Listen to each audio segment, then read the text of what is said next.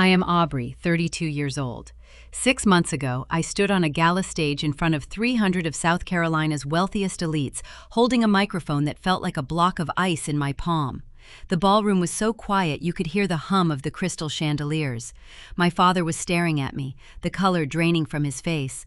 My mother clutched her pearl necklace, gasping for air, while my older sister Blair stared at the giant projector screen behind me in pure horror. I had not screamed. I had not thrown a tantrum. I simply turned on the microphone and exposed a truth that bankrupted my father, destroyed my sister's marriage, and claimed my family's historic estate as my own. Before I explain exactly what I showed them on that screen, please take a second to like this video and subscribe to Grape Echo Stories, and drop a comment below telling me your age and where you are listening from right now. To understand how I brought the Price family empire to its knees in under 3 minutes, I have to take you back 6 months. It was a Tuesday morning in Charleston. I arrived at the law offices of Gideon Lockwood 30 minutes early. Traffic crossing the peninsula had been light, and I was foolish enough to want to make a good impression on my parents. The waiting room smelled of lemon polish and old leather. A young receptionist offered me a glass of sweet tea on a silver tray. I took the sweating crystal glass and sank into a heavy mahogany chair right against the wall. Historic Charleston buildings have a fatal flaw. The plaster walls are incredibly thin. I took a sip of my tea. That was when I heard the laughter. It bled right through the wall behind my head. First came the booming baritone of my father, Nathaniel, then the high, chiming giggle of my sister, Blair. "You should have seen her face," Blair sneered. The sound was muffled but unmistakably cruel.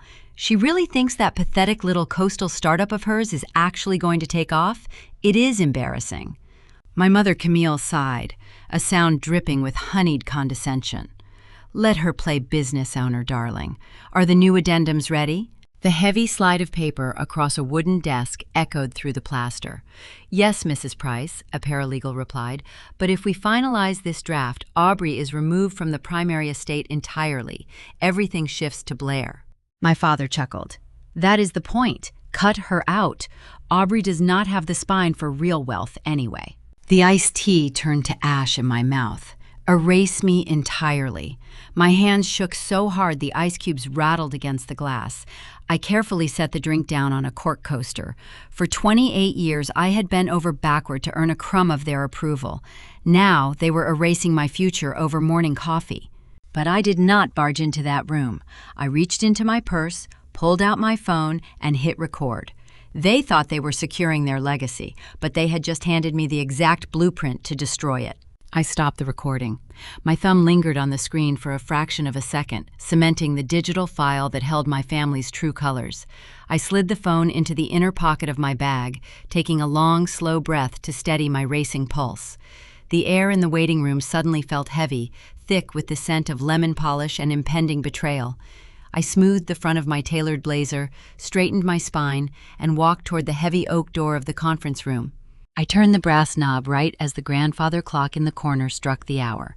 I was exactly on time. Punctuality was a habit born from a lifetime of trying to be perfect, trying to be the daughter they could finally be proud of. The moment I stepped across the threshold, the atmosphere snapped. The cruel, roaring laughter I had listened to just moments before vanished into thin air, replaced instantly by a stifling, manufactured warmth. It was a flawless performance. My mother, Camille, was the first to react. Her face broke into a radiant, practiced smile that crinkled the corners of her eyes, but left the irises cold and flat. "Aubrey, darling," she crooned, her voice dripping with southern charm. She stood, smoothing her pristine linen dress, and wrapped her arms around my shoulders in a brief, hollow embrace. She smelled of expensive gardenias and hairspray. "You made it. We were just talking about how much we have missed seeing you." I offered a tight, polite smile in return, carefully hiding the disgust bubbling in my throat. "Traffic was surprisingly forgiving today, Mother." My father, Nathaniel, sat at the head of the table. He wore a tailored navy suit that projected authority, his silver hair swept back with practiced precision.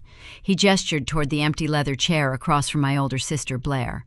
"Have a seat, sweetheart. We appreciate you taking time away from your little project to handle family business." My little project. That was how he referred to the logistics company I spent the last 7 years building from the ground up. I pulled out the chair and sat down, keeping my posture rigid. Blair barely looked up from her phone. She sat bathed in a pool of sunlight, her golden hair cascading over her shoulders.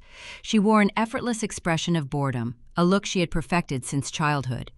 "Yes, well, let us make this quick," she murmured. "Some of us have actual schedules to keep." My father cleared his throat, commanding the room with the practiced ease of a man used to running boardrooms. He pushed a thick stack of legal documents across the polished mahogany surface.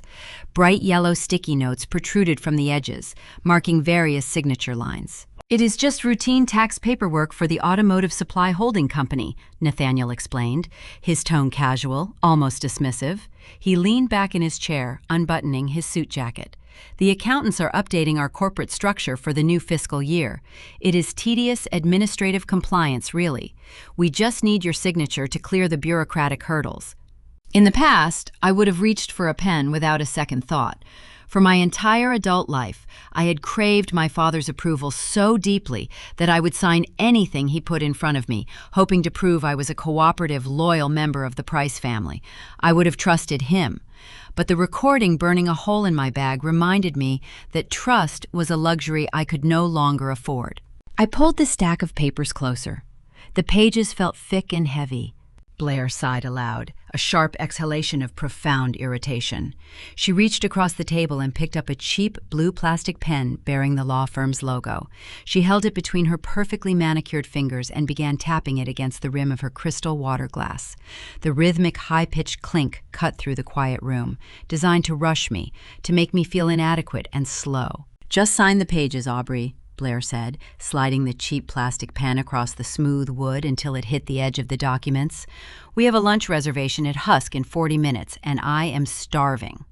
I picked up the pen, feeling its light, flimsy plastic casing between my fingers. I did not flip directly to the signature page. Instead, I opened the document to the first paragraph.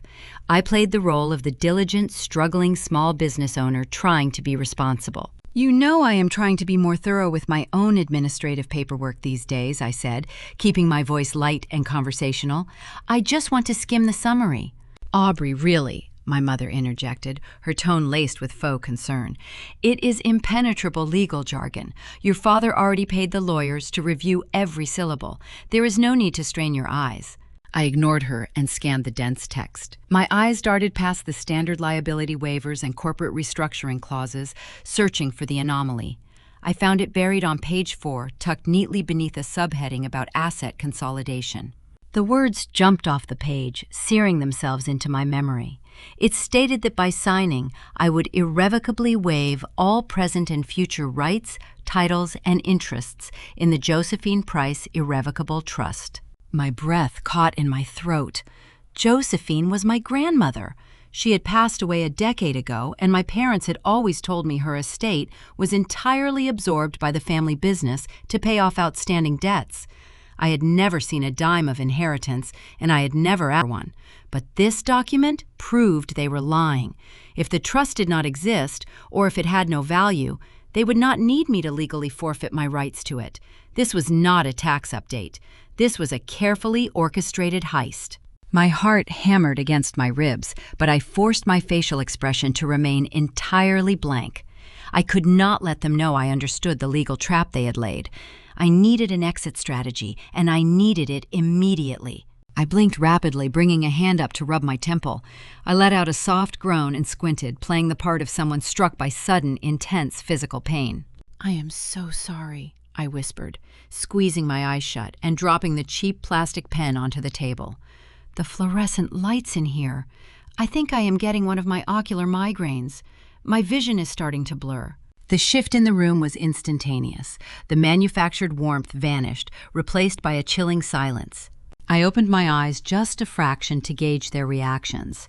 The masks they had worn so carefully had slipped, revealing the raw, ugly truth underneath.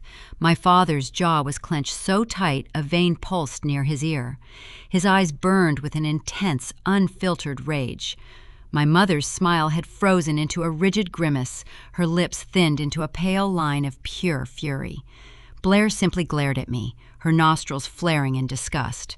For 3 agonizing seconds, they looked at me not as a daughter, but as a stubborn obstacle standing between them and a payout. Then, as quickly as the rage appeared, my father wrestled it back down. He cleared his throat, forcing his features to relax into an expression of tight, patriarchal patience. "A migraine," Nathaniel repeated, his voice low and strained. "Right now. Are you certain you cannot just sign your name quickly before we wrap up?" "I cannot even read the lines right now," I lied, keeping my hand pressed to my forehead. "And my accountant was very strict with me last quarter. He insisted I let him review any new corporate filings before I sign anything, just to ensure it does not conflict with my own business taxes. I will just take these home, let him look them over, and get them back to you." "Your accountant," Blair mocked, her voice shrill and laced with venom. "Aubrey, you run a tiny supply warehouse. You act like you are managing a fortune." "Blair, enough," my mother snapped, though her eyes remained locked on me, cold and calculating. She forced a sympathetic tone. "Of course, sweetheart, if you are unwell, you must go rest. But we do need those documents back by tomorrow. The filing deadline is strict." I stood up slowly, gathering the thick stack of papers into my arms. I reached out and picked up the cheap plastic pen Blair had tossed at me, slipping it silently into the side pocket of my designer tote bag. I was not going to sign their papers, but I was going to keep the pen. It would serve as a perfect reminder of exactly how little they valued me. "I will have it sorted out right away," I promised, offering them one last fake smile. I turned and walked out of the conference room, leaving my family sitting in the silence of their failed ambush. As the heavy oak door clicked shut behind me, the pretend migraine vanished. My mind was sharper than it had been in my entire life. I gripped the strap of my bag, feeling the weight of the forged documents inside. I needed to know exactly what was in the Josephine Price Irrevocable Trust, and to find out, I was going to need my own lawyer. I bypassed the reception desk on the main floor. I walked straight past the confused administrative assistants and headed for the private elevator tucked in the back corridor of the building. My heels clicked against the polished marble floors, a sharp, steady rhythm that mirrored the frantic beating of my heart. The heavy stack of documents felt like a block of lead in my arms.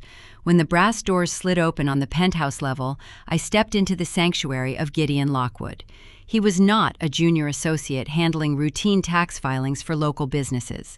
Gideon was a senior partner, a legal shark draped in tailored seersucker, and a man who charged exorbitant retainers to bury the darkest secrets of the coastal elite. More importantly, he was the only person in this city who knew my true identity. I dropped the forged paperwork onto his vast, tempered glass desk. The pages landed with a heavy thud that echoed across the quiet suite. Gideon did not flinch. He adjusted his tortoiseshell reading glasses, picked up the thick packet, and began scanning the dense legal jargon. I paced the length of his hand-woven Persian rug. The adrenaline from the hostile ambush downstairs finally began to recede, leaving behind a cold, razor-sharp focus. I watched his eyes dart back and forth across the parchment, waiting for his professional assessment. A low whistle escaped his lips. "Your father is getting careless," Gideon murmured, his distinct southern drawl thickening with professional disgust. His index finger tapped a specific clause buried on the 4th page. I walked around the desk and looked where he pointed. "The Josephine Price Irrevocable Trust." I crossed my arms, digging my fingernails into the sleeves of my blazer. I asked him what those words actually meant. For a decade, my parents had sworn my grandmother died penniless, burdened by endless medical debts that the family supposedly paid off out of the goodness of their hearts. Gideon sighed heavily, a sound carrying years of hidden knowledge. He unlocked a secure lateral file cabinet behind his desk and extracted a weathered manila folder. He spread a series of yellowed bank statements across the glass surface. He explained that Josephine had established a staggering fortune for me when I turned 18. The trust contained 2 primary assets. First, a liquid cash reserve totaling nearly $4 million. Second, 500 acres of pristine, undeveloped coastal real estate located just south of Kiowa Island. I stared at the banking records. The current account balances displayed nothing but zeros. My eyes tracked the extensive withdrawal history printed on the crisp white paper. Huge sums of cash had been wired to offshore accounts and shell companies over the last 10 years. Gideon pointed to the authorization slips attached to every single transfer. A signature that looked remarkably identical to my own handwriting was scrawled across the bottom line of every page. I leaned closer, tracing the blue ink on the paper. The loop of the letter Y, the sharp cross of the letter T in the middle name I rarely used. It was a flawless forgery, executed with chilling precision. My stomach twisted into tight, painful knots. They had forged my name. My own parents had orchestrated a systemic, long-term theft of my inheritance. They siphoned the millions to keep their failing automotive supply enterprise afloat. They used my grandmother's money to fund Blair's lavish European vacations, her designer wardrobe, and the steep down payment on her sprawling Mount Pleasant mansion. I felt a wave of nausea wash over me. If they already drained the cash, I asked, my voice barely above a whisper, why do they need me to sign these new papers today? Gideon leaned back in his leather executive chair and steepled his fingers, surveying the evidence laid out between us. Because they are out of liquid funds, Aubrey. Your father's company is drowning in commercial debt. Their only remaining lifeline is the land Josephine left you, but real estate operates under different rules than wire transfers. To liquidate those 500 acres, the title insurance underwriters require your physical, in-person notarized signature on the deed transfer. A simple forged signature will not pass a strict legal audit. They need your willing surrender. The sheer magnitude of their betrayal crashed over me like a tidal wave. This was not just emotional neglect. This was not standard family favoritism. This was a calculated, decade-long criminal conspiracy. I gripped the edge of the desk, my knuckles turning white, struggling to steady my breathing. As I looked down, Gideon pulled open his top drawer to retrieve a fresh legal pad. Nestled inside the dark velvet lining of a small organizing tray was a single antique pearl earring surrounded by tarnished silver filigree. I recognized the jewelry instantly. It belonged to Josephine. I used to watch her clip it onto her earlobe before Sunday service when I was a little girl. Gideon noticed my gaze falter. He offered a sad, knowing smile. She gave this to me as a retainer 10 years ago, he explained softly. She knew exactly what Nathaniel was capable of doing. She begged me to watch over you, to track the accounts, and to wait until you were strong enough to fight back. She knew you would eventually sit in that exact chair. A profound, quiet clarity washed over my mind. The fragile girl who desperately wanted her parents to love her died in that waiting room downstairs. The woman standing in Gideon's office was someone entirely different. My family thought I was a helpless failure. They believed I ran a struggling, inconsequential logistics startup that barely paid the rent. They treated me like dirt because they thought I was powerless. They had no idea they were dealing with the sole owner and anonymous chief executive officer of Palmetto Holdings.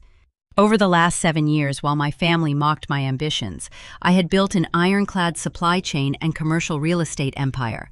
I had started Palmetto Holdings with a small loan from a college mentor, flipping a single neglected warehouse near the port. Today, my shipping containers moved millions of dollars in freight every single morning before my father even finished his first cup of coffee. Palmetto controlled vital shipping routes, vast warehouse infrastructure, and manufacturing distribution channels across the entire eastern seaboard. I operated strictly through intermediaries, trusted proxies, and corporate shell companies to protect my privacy. I had amassed a personal net worth that dwarfed my father's crumbling automotive business 10 times over. I did not need Josephine's land for the money. I needed it for the leverage. I wanted to own the ground they walked on. I wanted to hold the strings to their entire fake empire. I looked Gideon dead in the eye, dropping the facade of the wounded daughter. I instructed him to draft a counteroffer, a labyrinth of tedious legal paperwork that would make it appear as though I was carefully reviewing their terms. We needed to stall. I wanted my parents to feel the suffocating, relentless pressure of their impending bankruptcy. Let them sweat, I commanded, my tone turning to ice.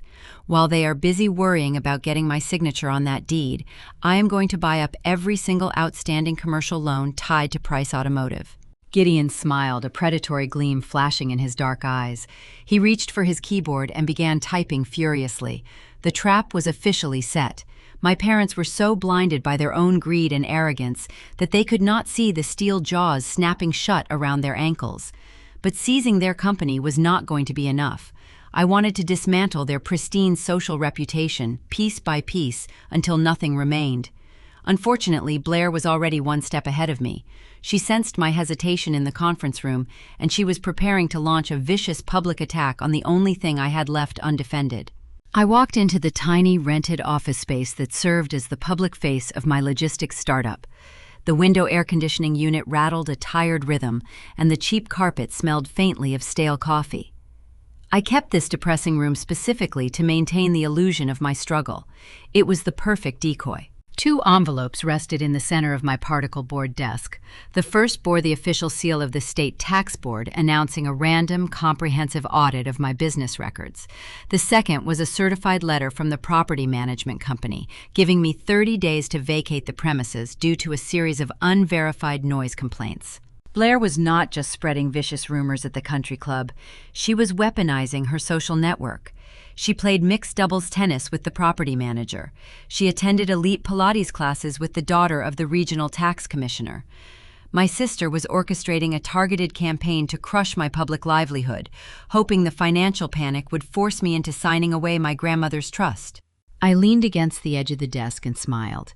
If my family desperately wanted to see a victim, I was going to give them a spectacular casualty. I pulled out my encrypted phone and contacted the chief financial officer of Palmetto Holdings.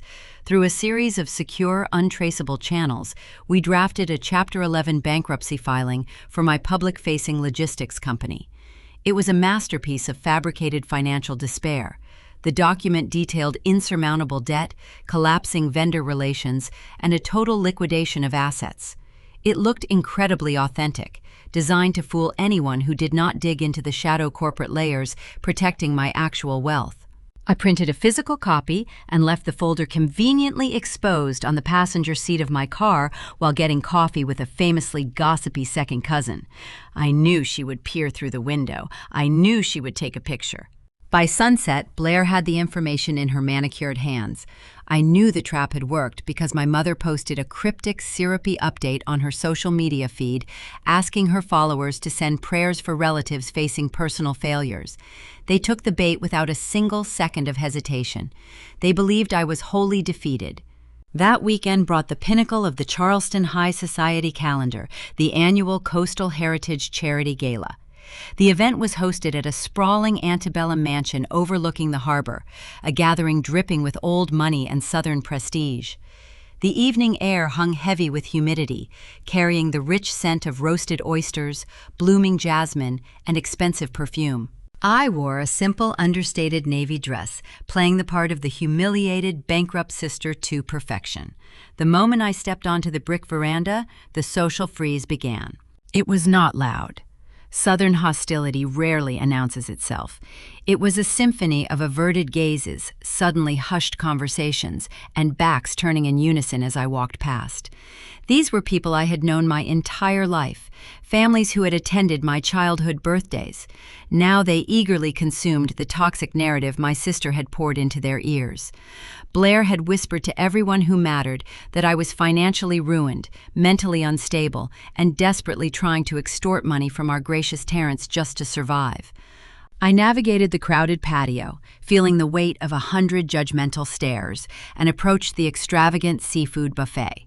I recognized a woman standing near the silver cocktail sauce bowls.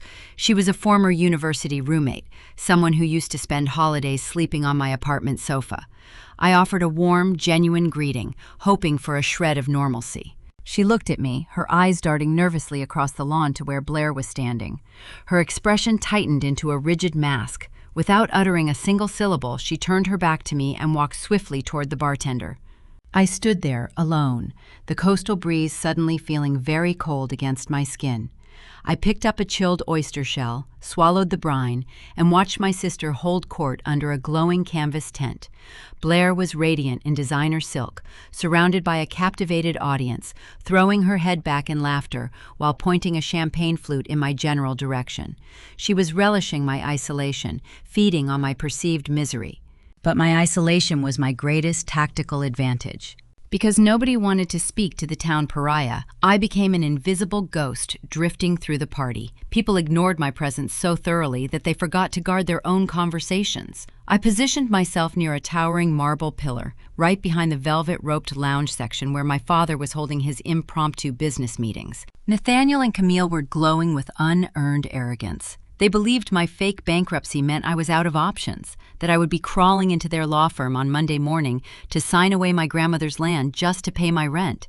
That false confidence made them dangerously sloppy. They stopped watching their flanks, completely missing the shadow movements of my real empire. I leaned against the cool marble and listened as my father poured top-shelf bourbon for two men in tailored charcoal suits. I recognized them immediately. They were senior partners from a predatory private equity firm based in Charlotte. These were the exact investors holding the most volatile commercial notes on my father's failing automotive supply company. The taller investor lowered his voice, asking pointed questions about the delinquent payments from the previous fiscal quarter. My father waved a hand dismissively, his chest puffed out with bravado. He assured the men that a vast land sale was already in the final stages of closing. He promised them a full payout with high interest by the end of the month, citing a minor family delay that was now resolved. He was leveraging land he did not own to appease men he could not pay. I pulled out my phone and discreetly typed a message to Gideon. I instructed him to have Palmetto Holdings buy out those specific private equity notes by Tuesday morning, offering a premium the Charlotte firm could not refuse. I wanted to own every single cent of Nathaniel's debt.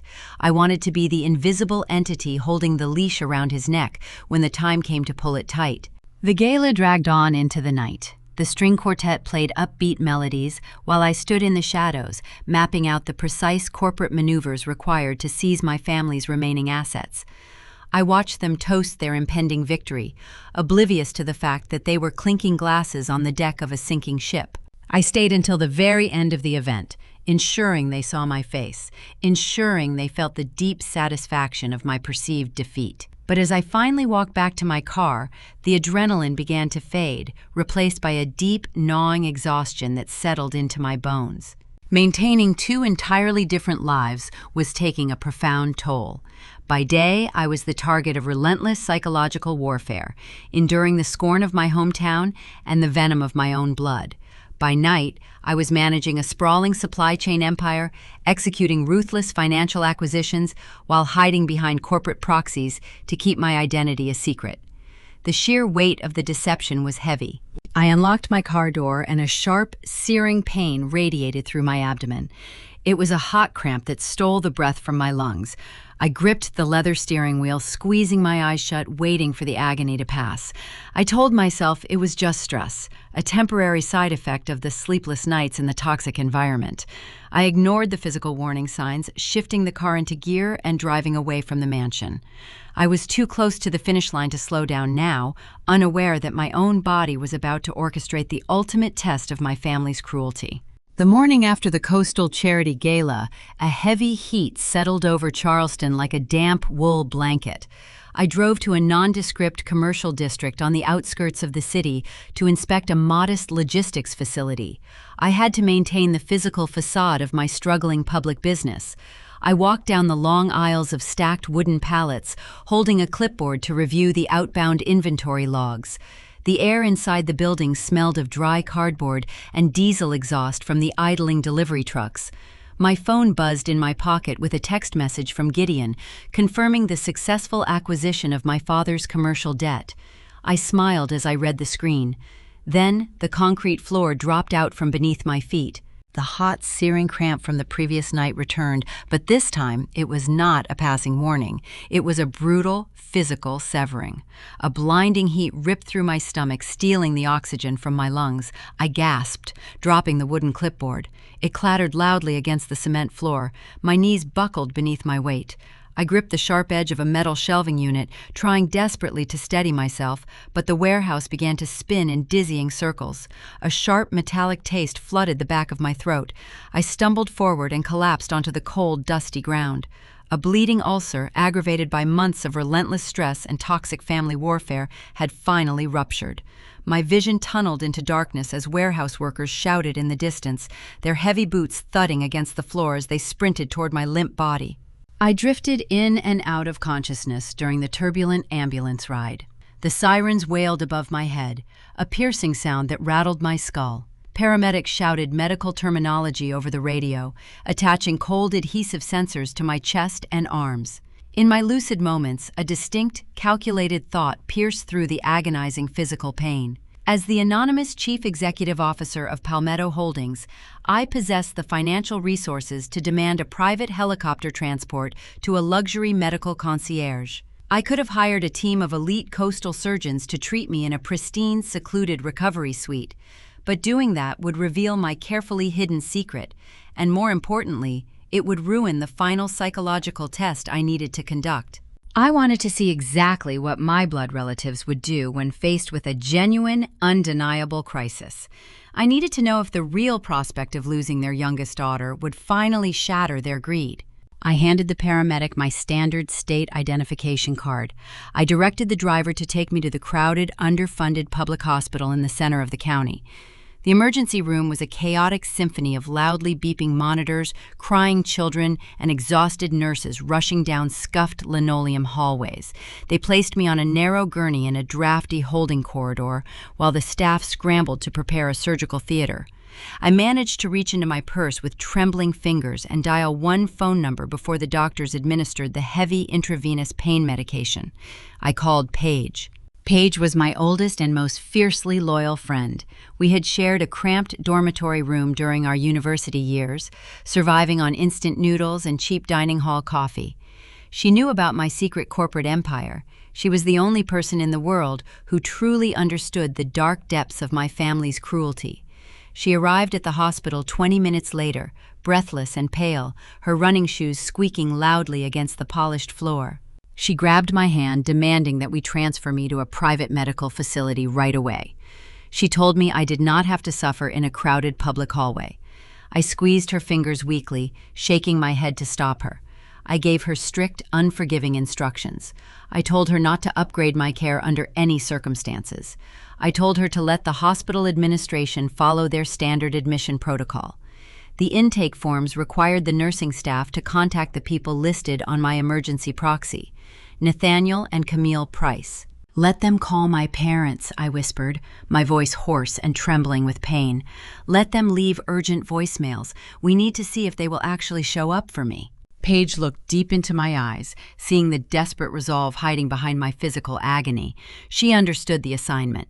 She nodded slowly, tucking a stray strand of dark hair behind her ear, and promised to guard the door. The surgical team wheeled me away seconds later, the bright overhead fluorescent lights blurring into a continuous, blinding white streak. When I finally woke up, the harsh sting of medical antiseptic burned my nostrils. My mouth felt like dry cotton. I opened my eyes slowly, adjusting to the dim, gray light filtering through a small window blind. I was lying in a sterile, shared recovery room. A thin fabric curtain separated my bed from an elderly patient coughing on the other side. A rhythmic, piercing beep sounded from the heart monitor stationed beside my pillow. Every single breath sent a dull ache radiating through my stitched abdomen. I turned my head against the stiff pillow. Paige was sitting in a rigid plastic chair pulled close to the edge of my mattress. She looked thoroughly exhausted, her posture slumped, holding a cooling cup of vending machine coffee in her lap. When she saw my eyes open, she leaned forward, her expression a fragile mix of profound relief and quiet sorrow. "How long was I out?" I asked, my throat dry and scratching with every spoken syllable. "Nearly 14 hours, Paige answered softly. "The ulcer was severe. The surgeons had to cauterize the internal bleed, but you are stable now. You are going to recover." I closed my eyes, letting the relief wash over my tired bones, before bracing myself for the question that would determine the rest of my life. I asked her if the hospital administration had made the phone calls to my family. Paige set her paper coffee cup down on the metal tray table. She refused to break eye contact with me. "The front desk called your father 3 times yesterday afternoon," she explained, her voice steady but laced with a simmering anger. "They called your mother twice. The nurses left urgent voicemails explaining that you had collapsed, that you were entering emergency surgery, and that your condition was highly critical." I swallowed hard, staring up at the acoustic ceiling tiles. "Are they waiting out in the lobby?" I asked, though the hollow ache spreading in my chest already knew the devastating answer. Paige shook her head slowly. "No one came, Aubrey. They never even called the hospital back." I turned my gaze toward the small television mounted in the upper corner of the hospital room. The volume was muted, displaying the local Weekend Society broadcast. The news channel was covering the prestigious annual polo match hosted at the Coastal Country Club. It was a premier networking event for the elite, wealthy families of the state. The camera panned across the vibrant emerald green field, capturing smiling guests in pastel linen suits and extravagant sun hats. Then, the camera lens zoomed in on the elevated VIP viewing deck.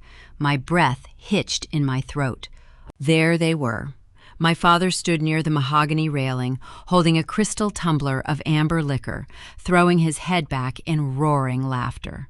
My mother stood right beside him, adjusting her designer sunglasses, chatting animatedly with a local politician. Blair was seated at a high cocktail table, sipping a flute of champagne next to her husband, Preston. Preston wore a tailored beige suit, smiling widely as he gestured toward the horses on the field. They looked radiant. They looked entirely unburdened by care. They had received 5 urgent voicemails informing them that their youngest daughter was bleeding out in a public hospital. They had chosen to put on their finest clothes and attend a high society party instead. A heavy, suffocating silence blanketed my hospital bed. The rhythmic beeping of the medical monitor seemed to echo the absolute finality of the moment. Paige reached out, her warm fingers wrapping gently around my hand. I looked down at the sheets. The skin on the back of my hand was badly bruised, mottled with dark purple and blue marks where the rushed nurses had struggled to insert the intravenous needles. Paige held my bruised hand with a fierce, quiet tenderness, offering the comfort my own mother had willfully refused to give. We sat together in that sterile room, watching my family celebrate on a muted screen while I lay trapped in a hospital gown. In that quiet space, something deep inside my chest fractured and dissolved forever. For my entire existence, a naive, hopeful child had lived inside my heart. That child had foolishly believed that if she just worked hard enough, stayed quiet enough, and endured enough mistreatment, her parents would eventually learn to love her. She had believed that deep down, beneath the greed and the narcissism, family loyalty would conquer money. Watching them laugh on that television screen, that hopeful child finally died. The last remaining thread of my people-pleasing trauma response snapped. The lingering guilt that had always accompanied my secret plans for retaliation evaporated into thin air. I no longer felt like a bad daughter setting a trap for her family. I realized I did not have a family at all. I merely shared genetic material with a group of dangerous parasites who viewed me as nothing more than an inconvenient financial resource. The tears I expected to cry never came. Instead, a wave of profound, icy coldness washed through my veins. The sorrow transformed into a crystal-clear, unshakable resolve. I did not want their love anymore. I did not want their approval or their fake apologies. I wanted to watch their glittering, stolen empire burn to the ground. I squeezed Paige's hand, my grip tightening with a new, terrifying strength. I turned away from the television monitor and looked at my best friend. "Call Gideon," I told her, my voice losing its tremor, replaced by a smooth, icy calm. "Tell him the testing phase is over. It is time to initiate the corporate restructuring. We are going to bleed them dry." Gideon Lockwood arrived at the public hospital the following morning just as the nurses were changing my intravenous fluids. He navigated the crowded, scuffed linoleum hallway wearing a pristine charcoal suit, looking entirely out of place among the rushing orderlies and exhausted patients. He carried a weathered leather briefcase that smelled of aged cedar and expensive cigars, a sharp, grounding contrast to the sterile, bleach-soaked air of my recovery ward. Paige stood guard by the door, offering Gideon a silent, knowing nod before stepping into the corridor to give us strict privacy. Gideon pulled the rigid plastic visitor chair close to my bed and snapped the brass latches of his briefcase open. He did not offer any hollow sympathy regarding my physical condition. We both understood that my bleeding ulcer was merely a symptom of a much larger disease, and we were finally administering the cure. He extracted a thick stack of corporate restructuring orders printed on heavy, watermarked parchment. These were not the fake tax documents my parents had tried to force upon me. These were the binding legal directives of Palmetto Holdings. I reached into the side pocket of the canvas tote bag Paige had brought from my apartment. My fingers brushed against a small cylindrical object. I pulled out the cheap blue plastic bank pen that Blair had mockingly tossed across the conference table days earlier. I clicked the flimsy top, savoring the hollow metallic sound. It felt incredibly fitting to use the exact instrument of their condescension to sign their financial death warrant. I pressed the ballpoint tip to the paper and authorized the strategic strangulation of the Price family empire. To understand the sheer magnitude of the trap closing around my father, you have to understand the architecture of his pride. Nathaniel operated Price Automotive, a legacy manufacturing firm that produced specialized chassis components for regional assembly plants. He loved to boast at country club dinners about his sprawling factories, but factories mean nothing if you cannot move the product. Over the last 7 years, while I played the role of the struggling, forgettable daughter managing a tiny warehouse, I was secretly building the apex predator of the coastal supply chain. I used a private loan from a university mentor to purchase a single, failing shipping dock. From there, I expanded relentlessly in the shadows. I acquired trucking fleets, vital freight routes, and vast distribution centers across the eastern seaboard. To protect my identity from my greedy relatives, I layered my ownership behind a labyrinth of proxy boards and anonymous corporate holding companies. Palmetto Holdings became a logistics titan, and through a series of ruthless, proxy-negotiated contracts, Palmetto Holdings had quietly become the sole major distributor for Price Automotive. My father was entirely reliant on my infrastructure. Without my shipping containers, his heavy machinery sat useless on factory floors, gathering dust and bleeding capital. He had no idea his entire livelihood rested in the palm of the daughter he treated like an embarrassing burden. Gideon took the signed restructuring order and slid it back into his cedar-scented briefcase. "We begin with the supply chain," he stated, his southern drawl cool and detached. "I have instructed the port authorities in Savannah to hold 3 of Nathaniel's most critical cargo shipments. We are citing a sudden, unforeseen customs discrepancy regarding imported materials. It will halt his main assembly line by tomorrow afternoon." I leaned back against the stiff hospital pillows, ignoring the dull throb in my stitched abdomen. Delaying the shipments meant Price Automotive would miss their delivery quotas to the major automotive plants. The penalty fees written into their contracts would be staggering. The resulting cash flow crisis would suffocate my father within days. But Nathaniel was only one half of the equation. I turned my attention to the golden child. Blair operated a luxury boutique on King Street, selling overpriced imported silks and designer leather goods to wealthy tourists. She fancied herself a self-made fashion icon, constantly bragging about her entrepreneurial genius. In reality, her boutique functioned on razor-thin margins, heavily subsidized by our parents, and the supposedly endless wealth of her husband, Preston. 2 years ago, Palmetto Holdings had quietly purchased the commercial real estate portfolio that included Blair's storefront. She was my tenant, bound by an ironclad commercial lease she never bothered to read thoroughly. "Call in the debt on the boutique," I instructed Gideon, keeping my voice low and steady. "Trigger the penalty clause for the unauthorized interior renovations she bragged about on social media last month. Demand an immediate cure of the lease violation within 48 hours. Gideon typed a quick message on his encrypted phone, signaling our proxy attorneys to dispatch the demand letter. The combined weight of a halted assembly line and a sudden commercial real estate penalty would drain whatever remaining liquid cash the family had managed to hide. The vice was tightening. An hour after Gideon departed, my personal cell phone buzzed on the metal tray table. The caller identification displayed my father's name. I let it ring 3 times, controlling my breathing, slipping back into the persona of the weak, defeated scapegoat. I pressed the answer button and brought the receiver to my ear, offering a raspy, quiet greeting. "Aubrey," Nathaniel barked. He did not ask how I was feeling. He did not ask if the surgeons had managed to stop the internal bleeding. He did not apologize for ignoring the desperate voicemails from the emergency room staff. "Where are you? The paralegals need those trust documents notarized and returned immediately. The filing deadline is tomorrow." "I am still in the hospital, Father," I replied, coughing weakly for effect. "I had emergency surgery." A sharp, irritated sigh echoed through the speaker.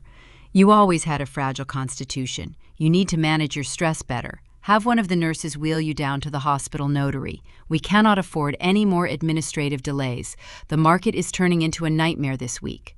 I stared at the acoustic ceiling tiles, relishing the glorious, bitter irony of his complaint. "What is wrong with the market?" I asked, feigning innocent concern.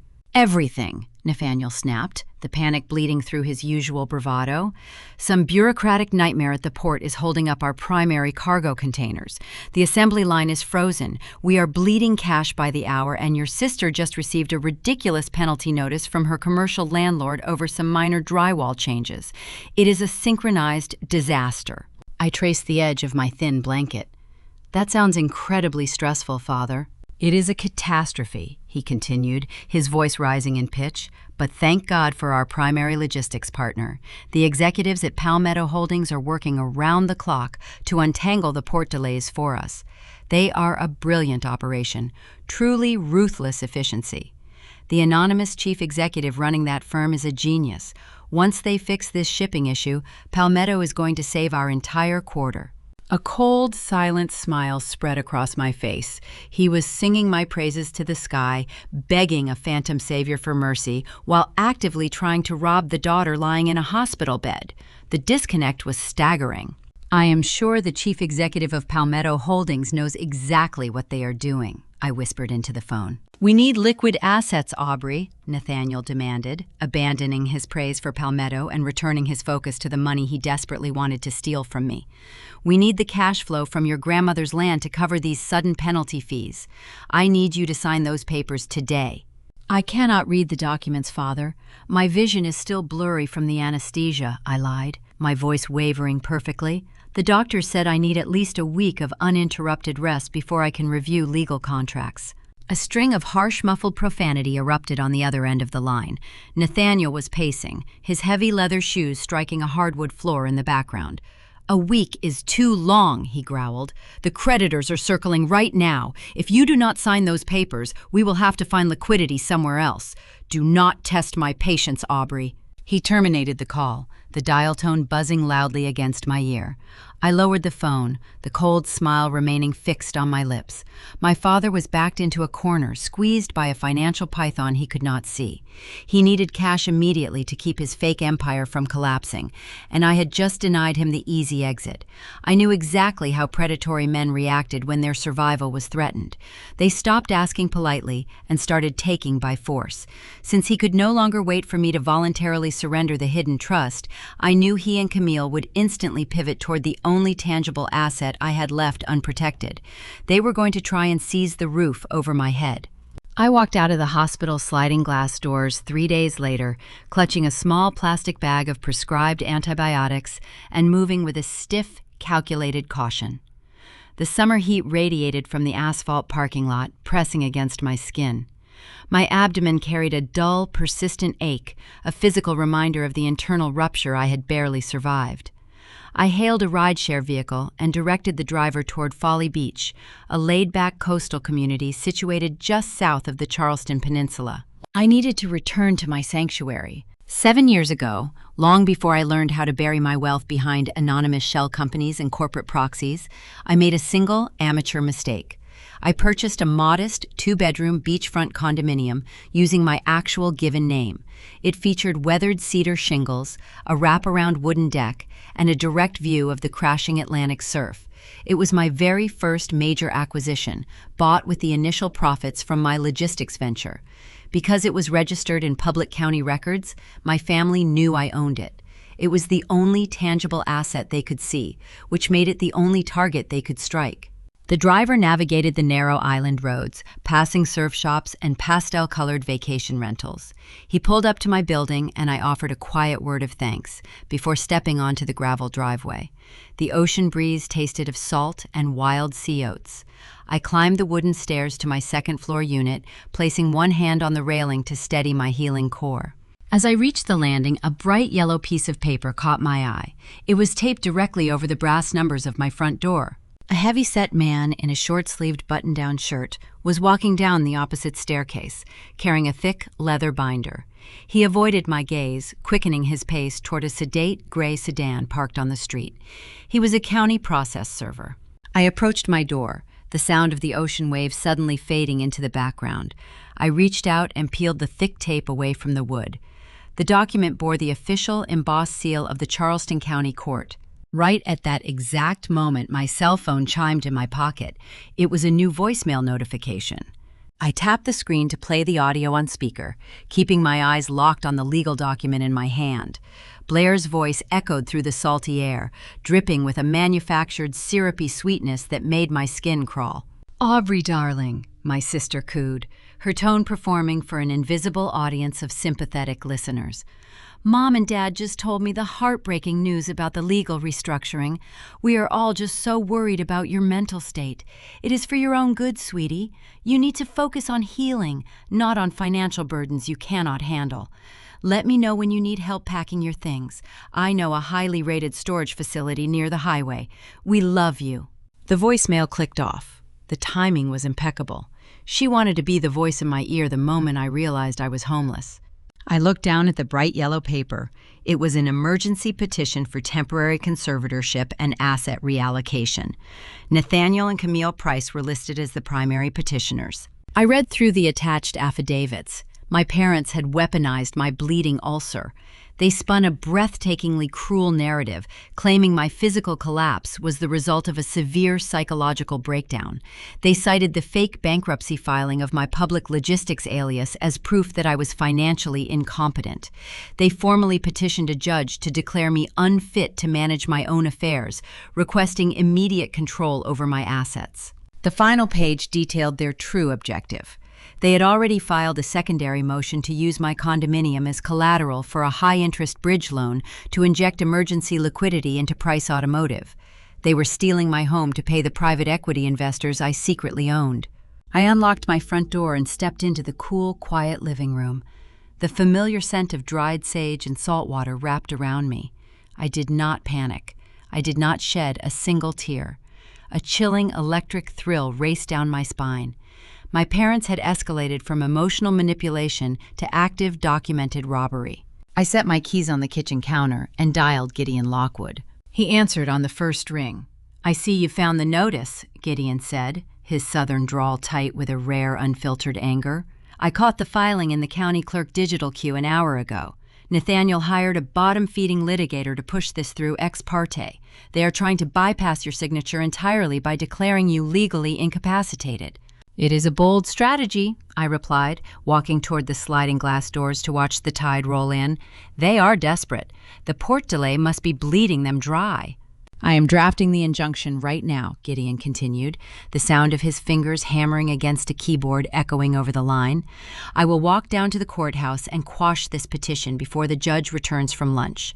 We can present your medical records proving cognitive stability and countersue for harassment." "Stop," I commanded, my voice slicing through his rapid-fire legal planning. "Do not file the injunction." The typing on the other end of the line ceased immediately. "Aubrey, if we let this motion sit, they will secure the bridge loan against your deed by Friday. They will legally own your property." I leaned against the glass pane, tracing the condensation with my index finger. "I want them to think they own it," I explained, the strategy forming with crystal clarity in my mind. "Think about the mechanics of the trap, Gideon. If you quash the petition today, it remains a private family dispute. A judge tosses it out, and my parents walk away with a minor reprimand. But what happens if we let the judge docket the motion?" A heavy silence stretched across the cellular connection as Gideon processed the legal implications.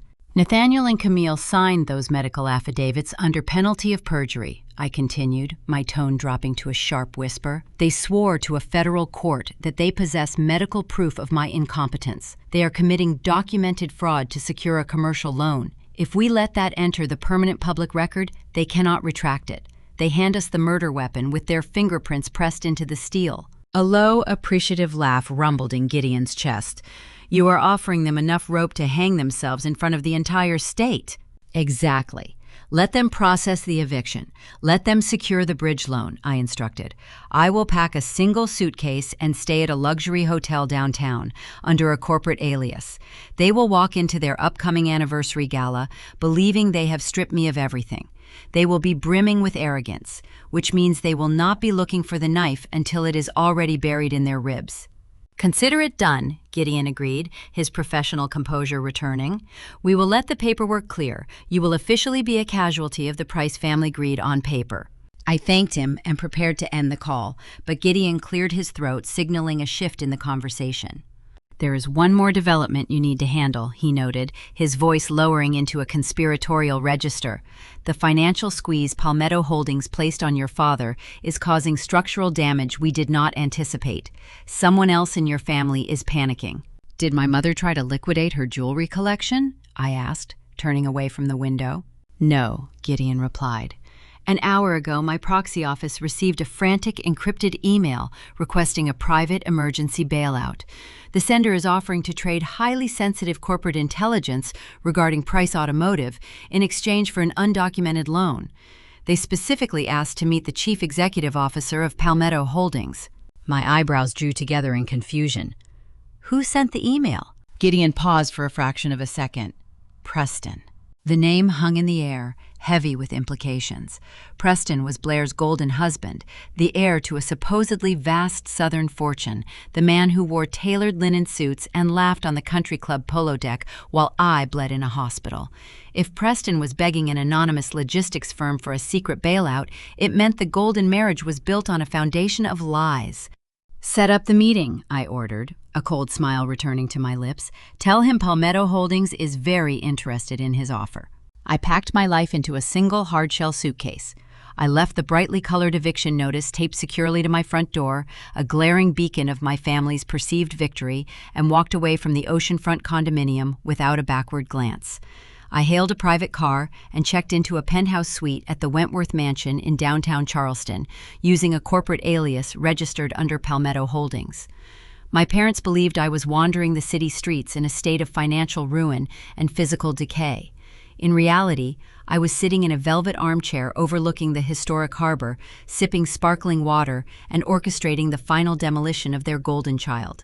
Gideon arranged the proxy meeting for 3 o'clock that afternoon. We rented a sterile, glass-walled boardroom on the top floor of a commercial high-rise near the Battery. I did not sit at the vast mahogany table. I sat in the adjacent security control room, enveloped in darkness, watching a bank of high-definition monitors. A hidden camera, discreetly mounted inside a faux smoke detector, provided a crystal-clear overhead view of the negotiation. I had selected a man named Bennett to serve as my proxy. Bennett was a retired corporate litigator on Gideon's payroll, a man with sharp, predatory features and a voice like grinding gravel.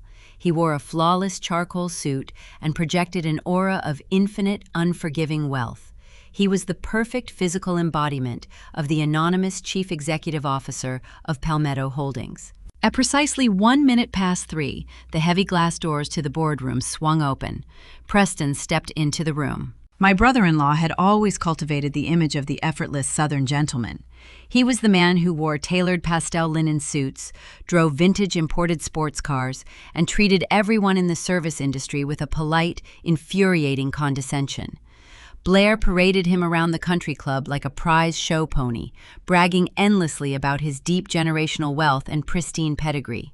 The man walking onto my monitor screen was a crumbling ruin of that carefully curated image. Preston wore a navy suit jacket that looked slept in, the fabric wrinkled across the shoulders. His usually immaculate blonde hair hung limp against his forehead. Dark, hollow circles bruised the skin beneath his eyes, and his leg bounced with a frantic, nervous energy as he pulled out a leather chair and sat across from Bennett. Bennett did not offer a greeting. He did not offer a glass of water. He simply slid a thick, heavy document across the polished wood. "This is a comprehensive non-disclosure agreement," Bennett stated, his tone flat and devoid of any human warmth. "By signing this parchment, you agree that the contents of this meeting, the identity of our corporate entities, and any financial arrangements discussed herein remain strictly confidential in perpetuity. A breach of this contract will result in the immediate liquidation of your personal assets. Sign it." Preston stared at the document. He swallowed hard, his Adam's apple bobbing in his throat. He reached into his breast pocket and produced a silver fountain pen. The camera angle zoomed in, capturing the fine details of his hands. His palms were slick with a cold, desperate sweat. He gripped the pen so tightly his knuckles turned white. As he dragged the metal nib across the signature line, the moisture from his clammy skin seeped into the thick parchment paper. A dark, damp smudge bloomed outward from the ink, permanently staining the document. He was signing away his loyalty, his marriage, and his soul, leaving a literal mark of his own terror on the page. Bennett pulled the stained parchment back across the table, slipping it into a sleek leather folder. "You requested an emergency capital injection of $3 million, Bennett said, lacing his fingers together. Palmetto Holdings is not a charitable foundation. We are a predatory logistics enterprise. What collateral do you possess that justifies this degree of risk?" Preston leaned forward, his elbows resting on the table. The veneer of the confident, wealthy husband vanished entirely, replaced by the pathetic pleading of a cornered addict. "I owe money," Preston rasped, his voice cracking. "A lot of money. Offshore sports betting syndicates, bad real estate investments that went underwater in the Bahamas. They are threatening to freeze my accounts. If my wife finds out, if her family finds out, they will destroy me socially. I need cash to cover the markers before Friday." Bennett remained perfectly still. "Your personal gambling debts are of no interest to my employer. You promised actionable corporate intelligence in your encrypted email. Deliver it." Preston hesitated for a fraction of a second. Then he reached into his wrinkled suit jacket and pulled out a small, metallic silver flash drive. He placed it on the mahogany table, sliding it exactly halfway across the glossy surface. "That drive contains the unedited, raw accounting ledgers for Price Automotive for the last 36 months, Preston explained, his eyes darting toward the heavy glass door, as if he expected Nathaniel to burst through it at any moment. "Every single transaction, every payroll deposit, every vendor invoice." Bennett arched a single eyebrow. "Palmetto Holdings is the primary logistics vendor for Price Automotive. We already know they are hemorrhaging capital. We know they are facing bankruptcy. Why would we pay $3 million for ledgers confirming a failure we are already orchestrating?" "Because you do not know why they are failing," Preston countered, a desperate, ugly smirk briefly touching his lips. "Nathaniel blames the port delays. He blames the shifting market. He blames the inflation of raw materials. But if you look at the raw data on that drive, you will see a series of dummy vendor payments totaling just over $2 million. Capital that was drained directly from the operational budget and funneled into shell accounts in the Cayman Islands." In the dark security room, I leaned closer to the glowing monitor, my breath catching in my throat. "Who authorized those dummy payments?" Bennett asked, his voice dropping an octave. Preston slumped back in his leather chair, the fight draining out of his posture. "I did," he confessed, staring at the ceiling tiles. "I am the Vice President of Acquisitions. I had unrestricted access to the corporate accounts. I siphoned the money over the past 18 months to pay off my early gambling losses. I thought I could win it back on the tables and replace the funds before the quarterly audits. But the losses kept compounding." A profound, staggering silence filled the security room. I stared at the screen, letting the magnitude of the revelation wash over me. My father had spent the last 2 years screaming at me for being a financial burden. He had forged documents to steal my grandmother's trust, claiming the family business needed the liquidity. He had treated Preston like a golden son, praising his business acumen and celebrating his marriage to Blair. In reality, the golden son-in-law was the literal parasite, bleeding the family empire dry from the inside out. Blair's perfect, enviable life, her designer clothes, her sprawling mansion, her country club status, it was all funded by criminal embezzlement. Preston leaned forward again, tapping his index finger on the silver flash drive. "If you review those files, you will have the evidence required to force Nathaniel into a hostile takeover for pennies on the dollar. You can threaten him with federal wire fraud and embezzlement charges unless he signs the company over to Palmetto Holdings. All I ask in return is the $3 million loan to clear my name with the syndicates. You get a manufacturing empire, I get to keep my life." Bennett reached out and picked up the flash drive, turning it over in his palm. "We will verify the authenticity of the data. If the ledgers are accurate, the funds will be wired to your offshore account within 24 hours. This meeting is concluded." Preston stood up on shaky legs, buttoning his wrinkled jacket. He looked like a hollow shell of a human being. He turned and walked out of the boardroom without another word. I stepped out of the security room 2 minutes later, my heels silent against the plush hallway carpet. I walked into the boardroom and extended my hand. Bennett dropped the silver flash drive into my palm. The metal felt cold and heavy against my skin. I now possessed the ultimate ammunition. I held the nuclear launch codes for Blair's social standing and my father's remaining pride. I could dismantle their pristine fake reality with a single click of a mouse. I slipped the drive into my pocket, savoring the electric current of anticipation humming in my veins. Just as I turned to leave the building, my cell phone vibrated in my purse. I pulled it out and looked at the screen. It was a text message from my mother. The tone was not the fake, syrupy sweetness she usually employed. It was sharp, demanding, and stripped of all pretense. "We know about the eviction," the message read. "You have run out of options. Come to the main estate for dinner tomorrow night at 7 o'clock. It is time to stop this childish rebellion and sign the trust papers. Do not be late." I locked the screen of my phone, a genuine, terrifying smile spreading across my face. They were summoning me to the slaughter, completely unaware that I was the one bringing the knife. The wrought iron gates of the Price family estate loomed against the darkening Charleston sky. Spanish moss draped over the ancient oak trees lining the winding driveway, casting long skeletal shadows across the pristine cobblestones. This sprawling antebellum property was the crown jewel of my parents' manufactured legacy. Growing up, I had always felt like a trespasser inside its towering brick walls. Tonight, I arrived in a humble rideshare vehicle, playing the part of the defeated homeless daughter crawling back to beg for mercy. I stepped onto the wraparound piazza, the heavy coastal humidity pressing against my skin, and knocked on the massive mahogany front door. A uniformed housekeeper escorted me into the formal dining room. The space was a masterclass in suffocating opulence. Crystal chandeliers cast a harsh, unforgiving light over a long table set with antique sterling silver and fine bone china.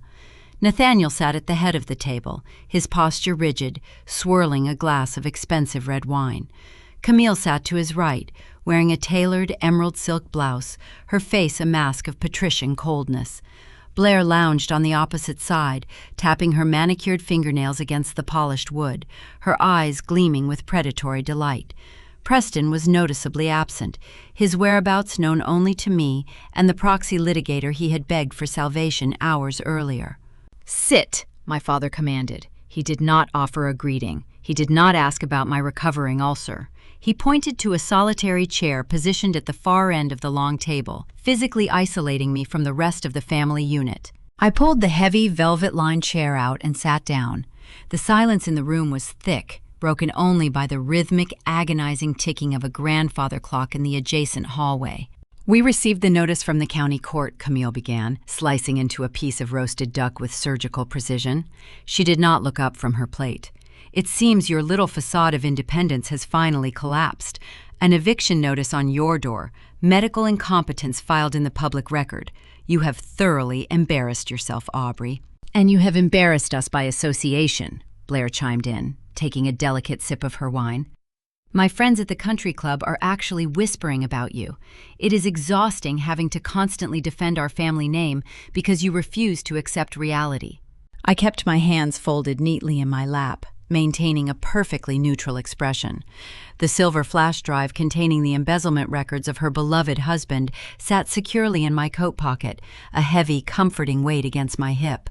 "Let them speak," I told myself. "Let them empty their arsenal."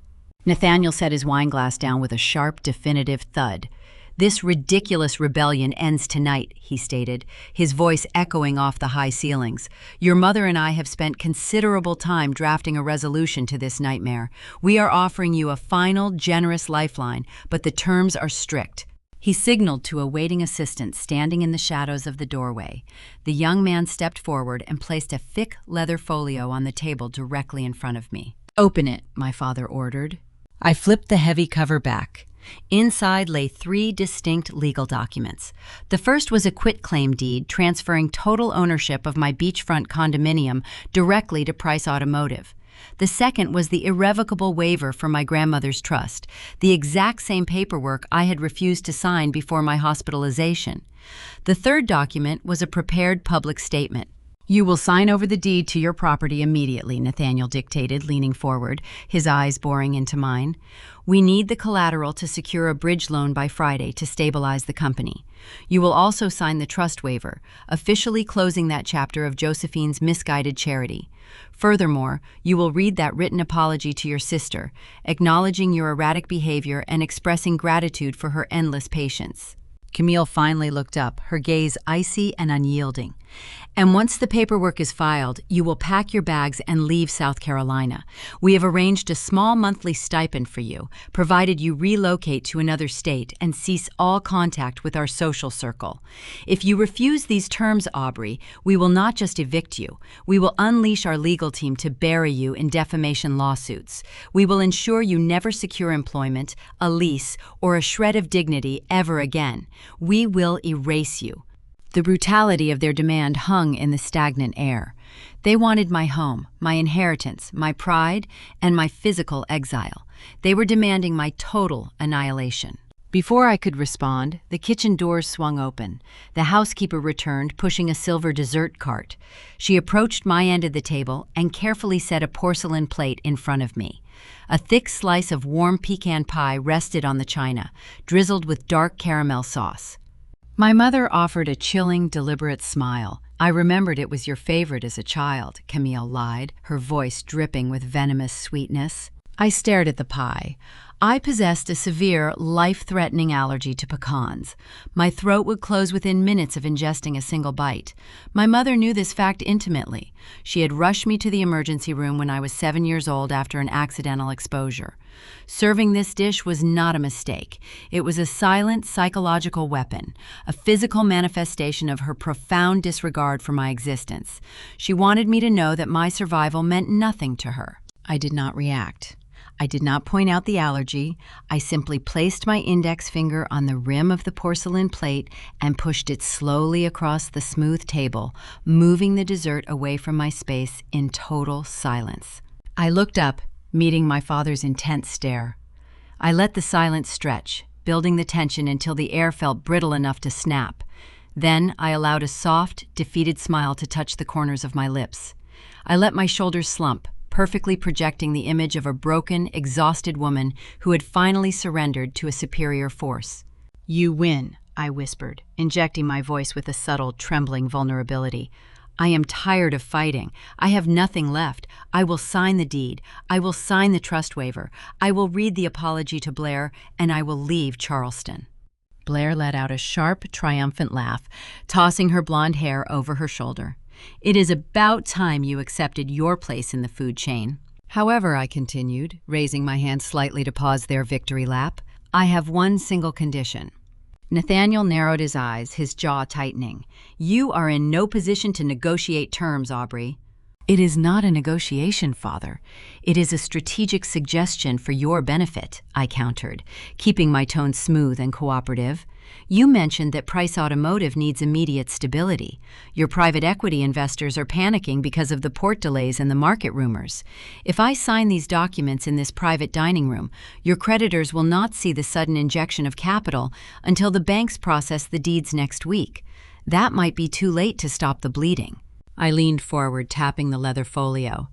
"The Price Family Automotive 30th Anniversary Gala is this Saturday. Every major investor, politician, and media outlet in the state will be gathered in one ballroom. If we finalize this paperwork on stage, under the spotlight, it sends an undeniable message of family unity and financial strength. I will publicly apologize to Blair. I will publicly hand over my assets to support the family legacy. The investors will see stability. It will guarantee their continued support." The dining room fell quiet. I could see the gears turning in my father's mind. His fragile ego thrived on public validation. The idea of a grand theatrical victory, where his rebellious daughter submitted to his authority in front of 300 elite peers, was an intoxicating proposition. He wanted to be the conquering patriarch. Camille looked at her husband, a greedy, ambitious gleam replacing the coldness in her eyes. "Nathaniel, she has a valid point. A public display of loyalty would crush the insolvency rumors circulating at the country club. It would secure the confidence of those executives from Charlotte." Blair practically vibrated with excitement. The prospect of receiving a formal, humiliated apology in front of her high society rivals was a prize she could not resist. Do it, Dad. Let everyone see that she is finally taking responsibility for her failures. My father stared at me for a long, calculating minute. He searched my face for any sign of deception, but he only saw the flawless mask of a defeated scapegoat. He could not fathom that I possessed the intelligence or the resources to orchestrate a trap. His arrogance blinded him to the danger hiding in plain sight. Very well, Nathaniel agreed, a smug, satisfied grin stretching across his face. We will execute the transfer at the gala. You will wear a suitable dress, you will smile for the cameras, and you will read the statement exactly as written. If you deviate by a single syllable, the deal is void and the lawsuits begin. I understand, I replied softly, closing the leather folio. I stood up from the table, pushing my chair back. The warm, humid air of the Charleston evening beckoned me toward the front door. I walked out of the historic estate without looking back, leaving my family to celebrate their impending triumph. They believed they had orchestrated my destruction. They had no idea they had just eagerly reserved front-row seats to their own funeral. The stage was officially set, and I had exactly 4 days to prepare the heavy artillery. The morning after the tense dinner at the family estate, I woke up in my penthouse suite as the early coastal sun painted the Charleston harbor in shades of pale gold. I did not feel the usual suffocating anxiety that normally followed a confrontation with my parents. My chest felt clear, my breathing was steady. The dull ache of my healing ulcer served as a quiet reminder of the physical toll their toxicity had extracted from my body. I walked into the marble bathroom and washed my face, preparing for an errand that would mark the official shedding of my past. I took a private car to a high-end boutique located on the prestigious lower end of King Street. For my entire adult life, my mother had meticulously dictated my wardrobe for any public family gathering. She insisted I wear muted, forgettable tones, faded beige, dull slate, washed-out navy. She disguised her controlling demands as helpful fashion advice, claiming those colors suited my quiet personality. In reality, it was a calculated strategy to ensure I receded into the background, allowing Blair to shine in vibrant, attention-grabbing couture. My mother wanted me invisible, and I had foolishly complied to keep the peace. I walked past the racks of neutral garments and approached the formal evening work section. I ran my fingers across a row of hanging silk, stopping at a stunning floor-length gown. It was tailored to perfection in a deep, striking crimson. The fabric felt heavy and rich against my skin. I carried it into the fitting room and pulled the zipper closed. I turned to face the tall mirror.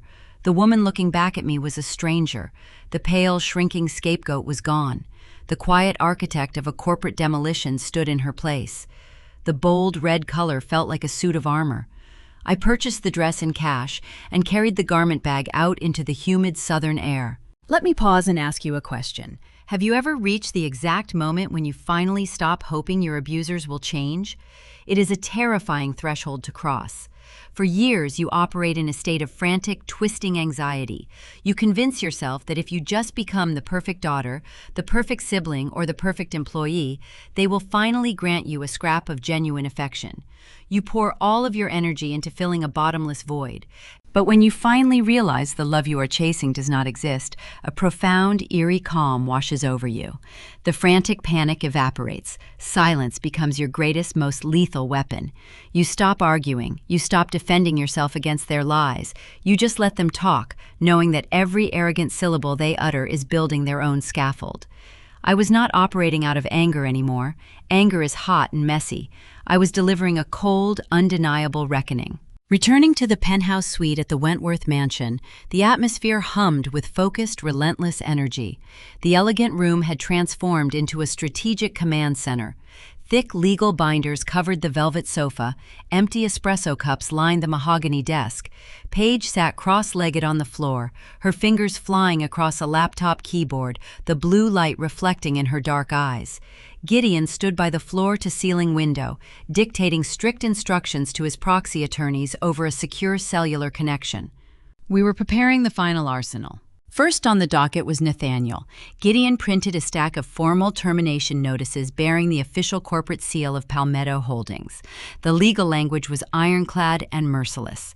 We were formally severing all logistics contracts with Price Automotive. The documents cited a severe breach of fiduciary trust due to the newly discovered financial discrepancies hidden within their accounting ledgers.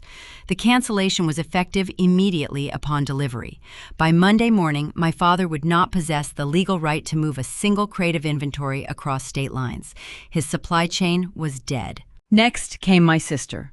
I reviewed the commercial lease default notices for her luxury storefront.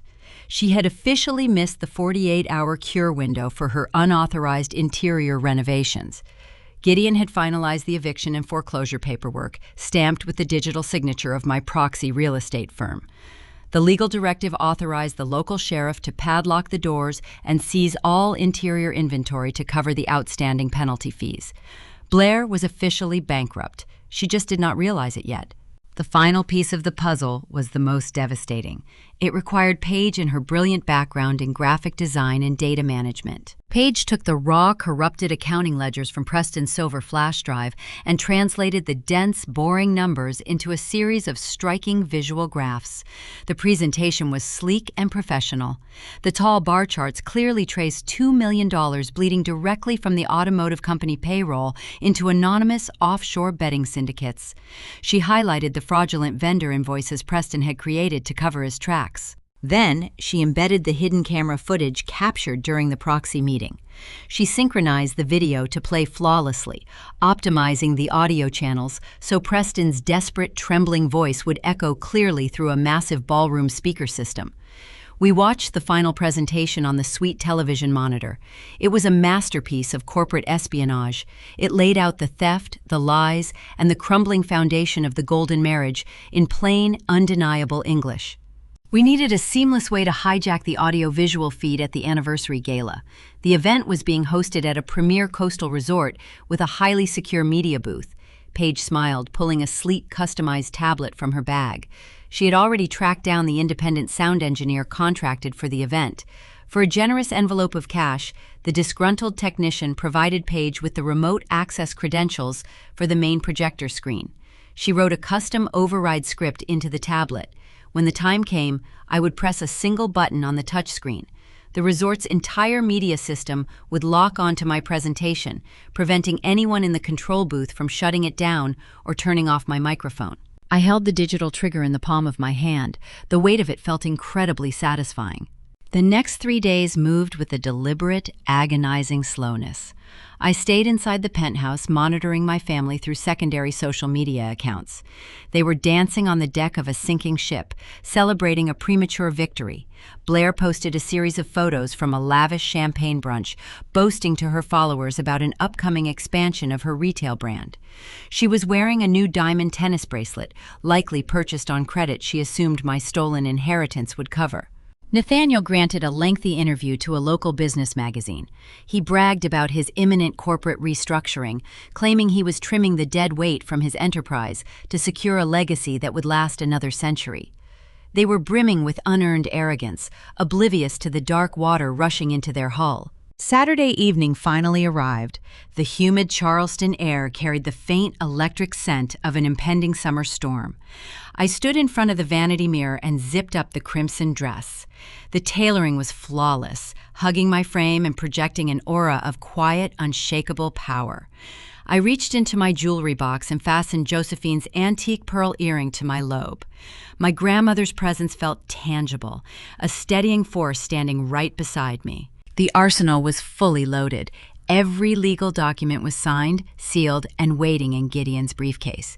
Every digital trap was primed on Paige's tablet.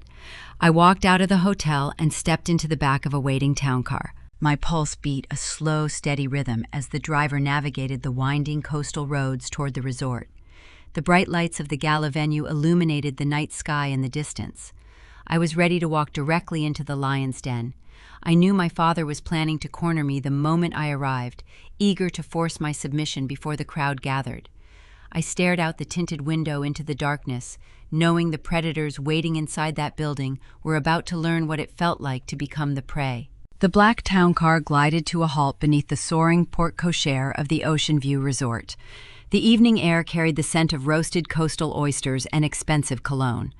Valets in crisp white uniforms rushed to open doors for a steady stream of South Carolina high society. I stepped out of the vehicle, the heavy crimson silk of my gown cascading down to the brushed concrete. For my entire life, I had arrived at these functions draped in forgettable slate or muted beige, designed to blend into the wallpaper while my sister sparkled. Tonight, the bold red fabric acted like a beacon. Heads turned, conversations halted, murmurs rippled through the crowd as I walked up the grand staircase. Before I could even reach the grand ballroom entrance, a firm hand clamped down on my bicep. The grip was tight, bordering on painful, fingers digging into my skin through the silk.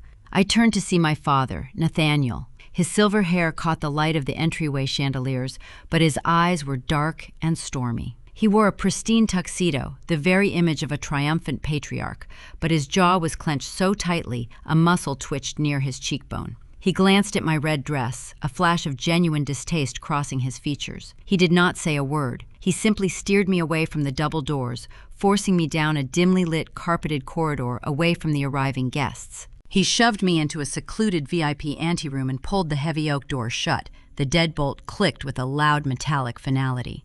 The space was small, smelling faintly of stale cigar smoke and spilled bourbon. The muffled sounds of the string quartet playing in the lobby felt miles away. My father dropped his polished public persona instantly.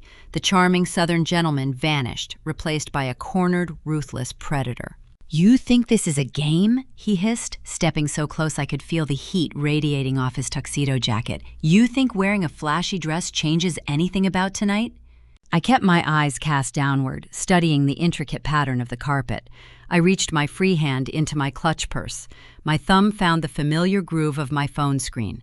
I pressed the record button blindly, relying on muscle memory. History was repeating itself, and I wanted every syllable preserved. "Listen to me very carefully," Nathaniel growled, his voice a low, gravelly threat. 300 of the most influential investors and politicians in this state are sitting in that ballroom. They expect to see a united front. They expect to see a grateful daughter accepting the guidance of her family. If you deviate from the script we agreed upon, if you try to embarrass me or cause a scene, I will destroy your life." He leaned in closer, his breath smelling of expensive scotch. "I will make sure you never find employment south of the Mason-Dixon line. I will freeze your bank accounts in litigation until you cannot afford a loaf of bread. I will drag your name through the mud until your own shadow is ashamed of you. You will sign the deed, you will sign the trust waiver, and you will read the apology to Blair. Do you understand me?" I let a full 10 seconds pass. I made my breathing shallow, mimicking the frantic respiration of a terrified prey animal. I let my shoulders hunch forward, shrinking my posture to make myself look small and vulnerable. I looked up at him through my eyelashes, allowing a single performative tear to pool in the corner of my eye. "I understand, Father," I whispered, injecting a tremor into my voice. "I will do exactly what you say. Just please do not ruin me." Nathaniel exhaled a sharp breath, his chest puffing out with victorious satisfaction. He believed he had broken me. He believed his intimidation tactics had crushed the last remaining spark of rebellion in my soul. He adjusted his silk bow tie, smoothing the lapels of his jacket. "Good," he stated, his tone returning to a calm, collected register. "Wipe your face. It is time to secure our legacy." He unlocked the deadbolt and opened the door, gesturing for me to follow him back into the light. We entered the main ballroom just as the guests were taking their seats for dinner. The scale of the event was breathtaking. Towering floral arrangements of white hydrangeas and roses dominated the center of each table. Crystal glassware caught the glow of the overhead lighting. I scanned the room, noting the faces of wealthy politicians, private equity executives, and local media personalities. Gideon was seated near the front, sipping sparkling water, giving me a subtle nod. Paige was stationed near the back exit, holding her tablet close to her chest. I took my assigned seat at a side table, isolated from my mother and sister, playing the role of the disgraced outcast one last time. A booming voice over the public address system announced the start of the program. Nathaniel confidently climbed the stairs to the grand stage. He adjusted the microphone, offering a broad, winning smile to the audience. He began his keynote address with practiced charisma, recounting the 30-year history of Price Automotive. He spun tales of hardship and triumph, painting himself as a visionary titan of industry. The crowd hung on his every word, applauding politely at all the right intervals. Then he transitioned to the topic of family. None of this success would be possible without the unwavering support of my brilliant wife, Camille, Nathaniel announced, gesturing to my mother. She beamed, offering a regal wave to the room. And looking to the future, he continued, his voice swelling with pride, I must recognize my eldest daughter, Blair. She embodies the resilience and the entrepreneurial spirit of the Price name. She is the true future of this family. Blair stood up from her chair, blowing a kiss to my father as the crowd erupted into enthusiastic applause. The clapping faded. Nathaniel gripped the edges of the wooden podium. His gaze drifted across the room, landing squarely on my table. Of course, family also means standing by those who struggle, he said, his tone shifting into a register of cloying, fake sympathy. Many of you know that my youngest daughter, Aubrey, has faced some severe personal and financial difficulties recently. Mental health is a silent battle, and we have done everything in our power to provide her with the structure she desperately needs. He reached inside his jacket and pulled out a thick leather folio. He placed it on the podium, opening it to reveal the quitclaim deed and the trust waiver. Tonight, Nathaniel declared, projecting his voice to reach the furthest corners of the hall, Aubrey is taking a brave step toward healing. She is formally consolidating her assets back into the family estate, allowing us to manage her affairs so she can focus on her recovery. It is a moment of profound unity, and we wanted our closest friends and partners to witness her courageous decision. Aubrey, sweetheart, please come up here and join me. The spotlight swung abruptly, blinding me with a harsh, brilliant white beam. Every single head in the room turned in my direction. The sharp, echoing clink of crystal champagne flutes paused midair as the ballroom fell into a suffocating, expectant silence. 300 guests held their breath, waiting for the broken daughter to walk up those stairs and sign her life away. I sat perfectly still for a moment, letting the heavy quiet stretch to its absolute limit. I picked up my clutch purse, making sure the cheap plastic bank pen was resting right on top, and stood up from my chair. I stepped out from behind my assigned table, the crimson silk of my gown brushing against the carpet. The spotlight tracked my movements, casting a stark, brilliant glow over my path. 300 pairs of eyes followed me. I could feel their collective pity pressing against my skin. They saw a broken daughter, a fragile outcast walking to her own public execution. They whispered behind crystal goblets, exchanging knowing glances about my supposed mental decline. I kept my chin parallel to the floor, my posture immaculate. Each step felt incredibly deliberate, a slow, rhythmic march toward the culmination of a decade spent in the shadows. I reached the base of the stage. My father stood at the podium, extending his hand in a grand gesture of manufactured paternal benevolence. His silver hair gleamed. His smile radiated a hollow, triumphant warmth. I ignored his outstretched fingers and climbed the carpeted stairs on my own. I approached the wooden lectern. The heavy leather folio lay open under the harsh stage lighting. The quitclaim deed to my beachfront home and the irrevocable waiver for my grandmother's trust waited on the polished surface. A gold-plated fountain pen rested beside them, positioned perfectly for the cameras. Nathaniel placed a heavy hand on my shoulder, giving my collarbone a sharp, warning squeeze. "Go ahead, sweetheart," he murmured, his voice lowered so the microphone would not pick up his words. "Sign the papers. Read the apology." I looked down at the documents. The ink forming the signature lines seemed to taunt me. I reached my hand toward the gold pen, letting my fingers hover over the polished metal. My father relaxed his grip on my shoulder, exhaling a quiet, satisfied breath. He thought he had won. He thought the hunt was over. Instead of grasping the pen, I shifted my hand 6 inches to the right. I curled my fingers around the sleek steel cylinder of the microphone and lifted it from the cradle.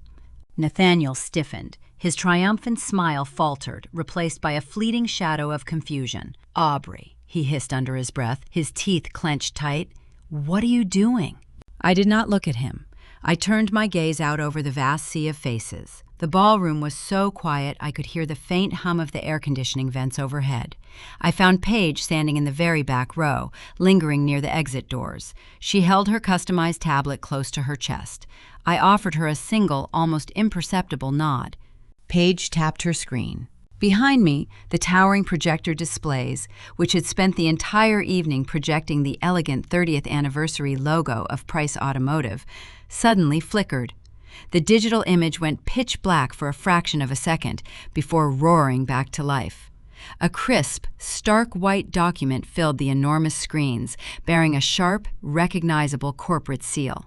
"Good evening, everyone," I said, my voice echoing through the silent hall, smooth and unshaken. "My father just told you that I am unwell. He informed you that I have faced severe personal failures. He painted a very moving picture of a family graciously stepping in to manage my affairs because I am no longer capable of managing them myself." A low murmur rippled through the front tables. The wealthy executives from Charlotte shifted in their seats, exchanging uncertain glances. Camille sat rigid at the head table, her knuckles turning white as she gripped her linen napkin. Blair leaned forward, her brow furrowed in deep, sudden irritation. "What my father failed to mention," I continued, pacing slowly across the stage, "is that for the past 7 years, I have not been relying on his charity. In fact, I have been managing his entire livelihood." The murmurs grew louder, a wave of confusion washing over the crowd. Nathaniel stepped toward me, his face flushing a dangerous shade of crimson. "Aubrey," he warned, his tone sharp and commanding, "that is enough. Step away from the podium." I ignored his command, raising the microphone closer to my lips. "My name is Aubrey Price," I announced, letting the words ring clear and undeniable into the cavernous room. "You know me as the struggling, incompetent daughter, but the regional supply chain industry knows me by a different title. I am the founder, sole owner, and anonymous chief executive officer of Palmetto Holdings." The reaction was instantaneous. A collective gasp sucked the oxygen straight out of the ballroom. 100 crystal glasses clattered onto porcelain plates. The Charlotte private equity investors bolted upright, their faces draining of all color. Palmetto Holdings was the legendary, ruthless logistics titan of the Eastern Seaboard, the very entity they believed was swooping in to save their investments. "That is a lie," Nathaniel roared, losing his pristine composure. His voice echoed without amplification. "She is delusional. Cut her microphone." Someone cut the audio. But the sound engineer could not cut the audio. Paige had locked the system. My voice remained loud and clear. "The document displayed behind me is not a symptom of my supposed delusion," I stated, gesturing to the towering screens. "It is a formal, legally binding notice of contract termination.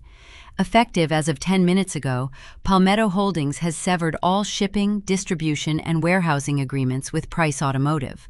I turned to look directly at my father. He stood frozen, staring at the giant screen. He read the ironclad legal language, seeing the unmistakable seal of the corporate entity he had praised just hours earlier. The reality of the situation crashed into him, a physical blow that visibly buckled his knees. "Those unforeseen port delays in Savannah this week," I said, my tone turning to ice. "The sudden logistical nightmares suffocating your assembly lines. That was not a fluctuating market, Father. That was me. I squeezed your supply chain to show you exactly who holds the power." The ballroom erupted. Men in expensive tailored suits scrambled out of their chairs, frantically pulling cellular phones from their pockets. The investors realized their bridge loans were tied to a manufacturing firm that suddenly possessed zero distribution capability.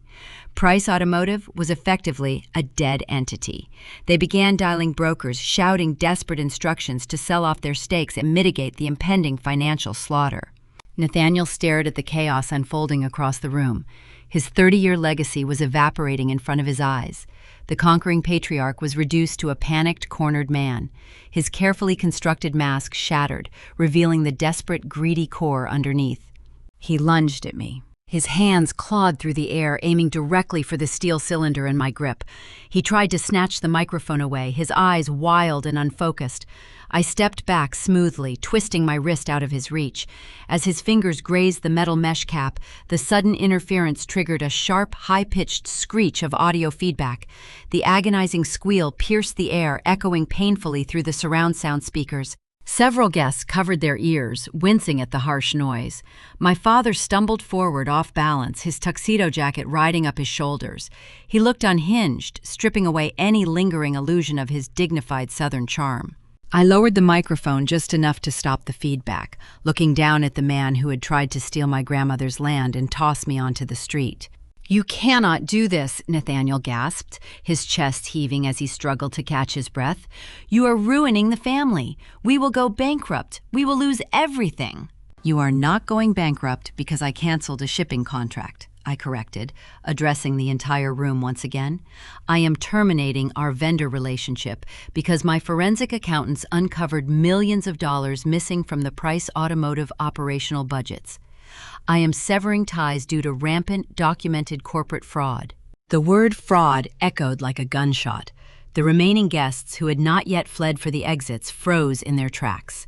Camille clamped a hand over her mouth, her eyes darting frantically around the room, searching for an escape route. Nathaniel shook his head, his face slick with a cold sweat. "There is no fraud," he pleaded, his voice cracking, projecting his panic to the remaining investors. "She is making this up. The accounts are clean. Our books are audited." I looked past his trembling frame, directing my gaze to the table where my sister sat.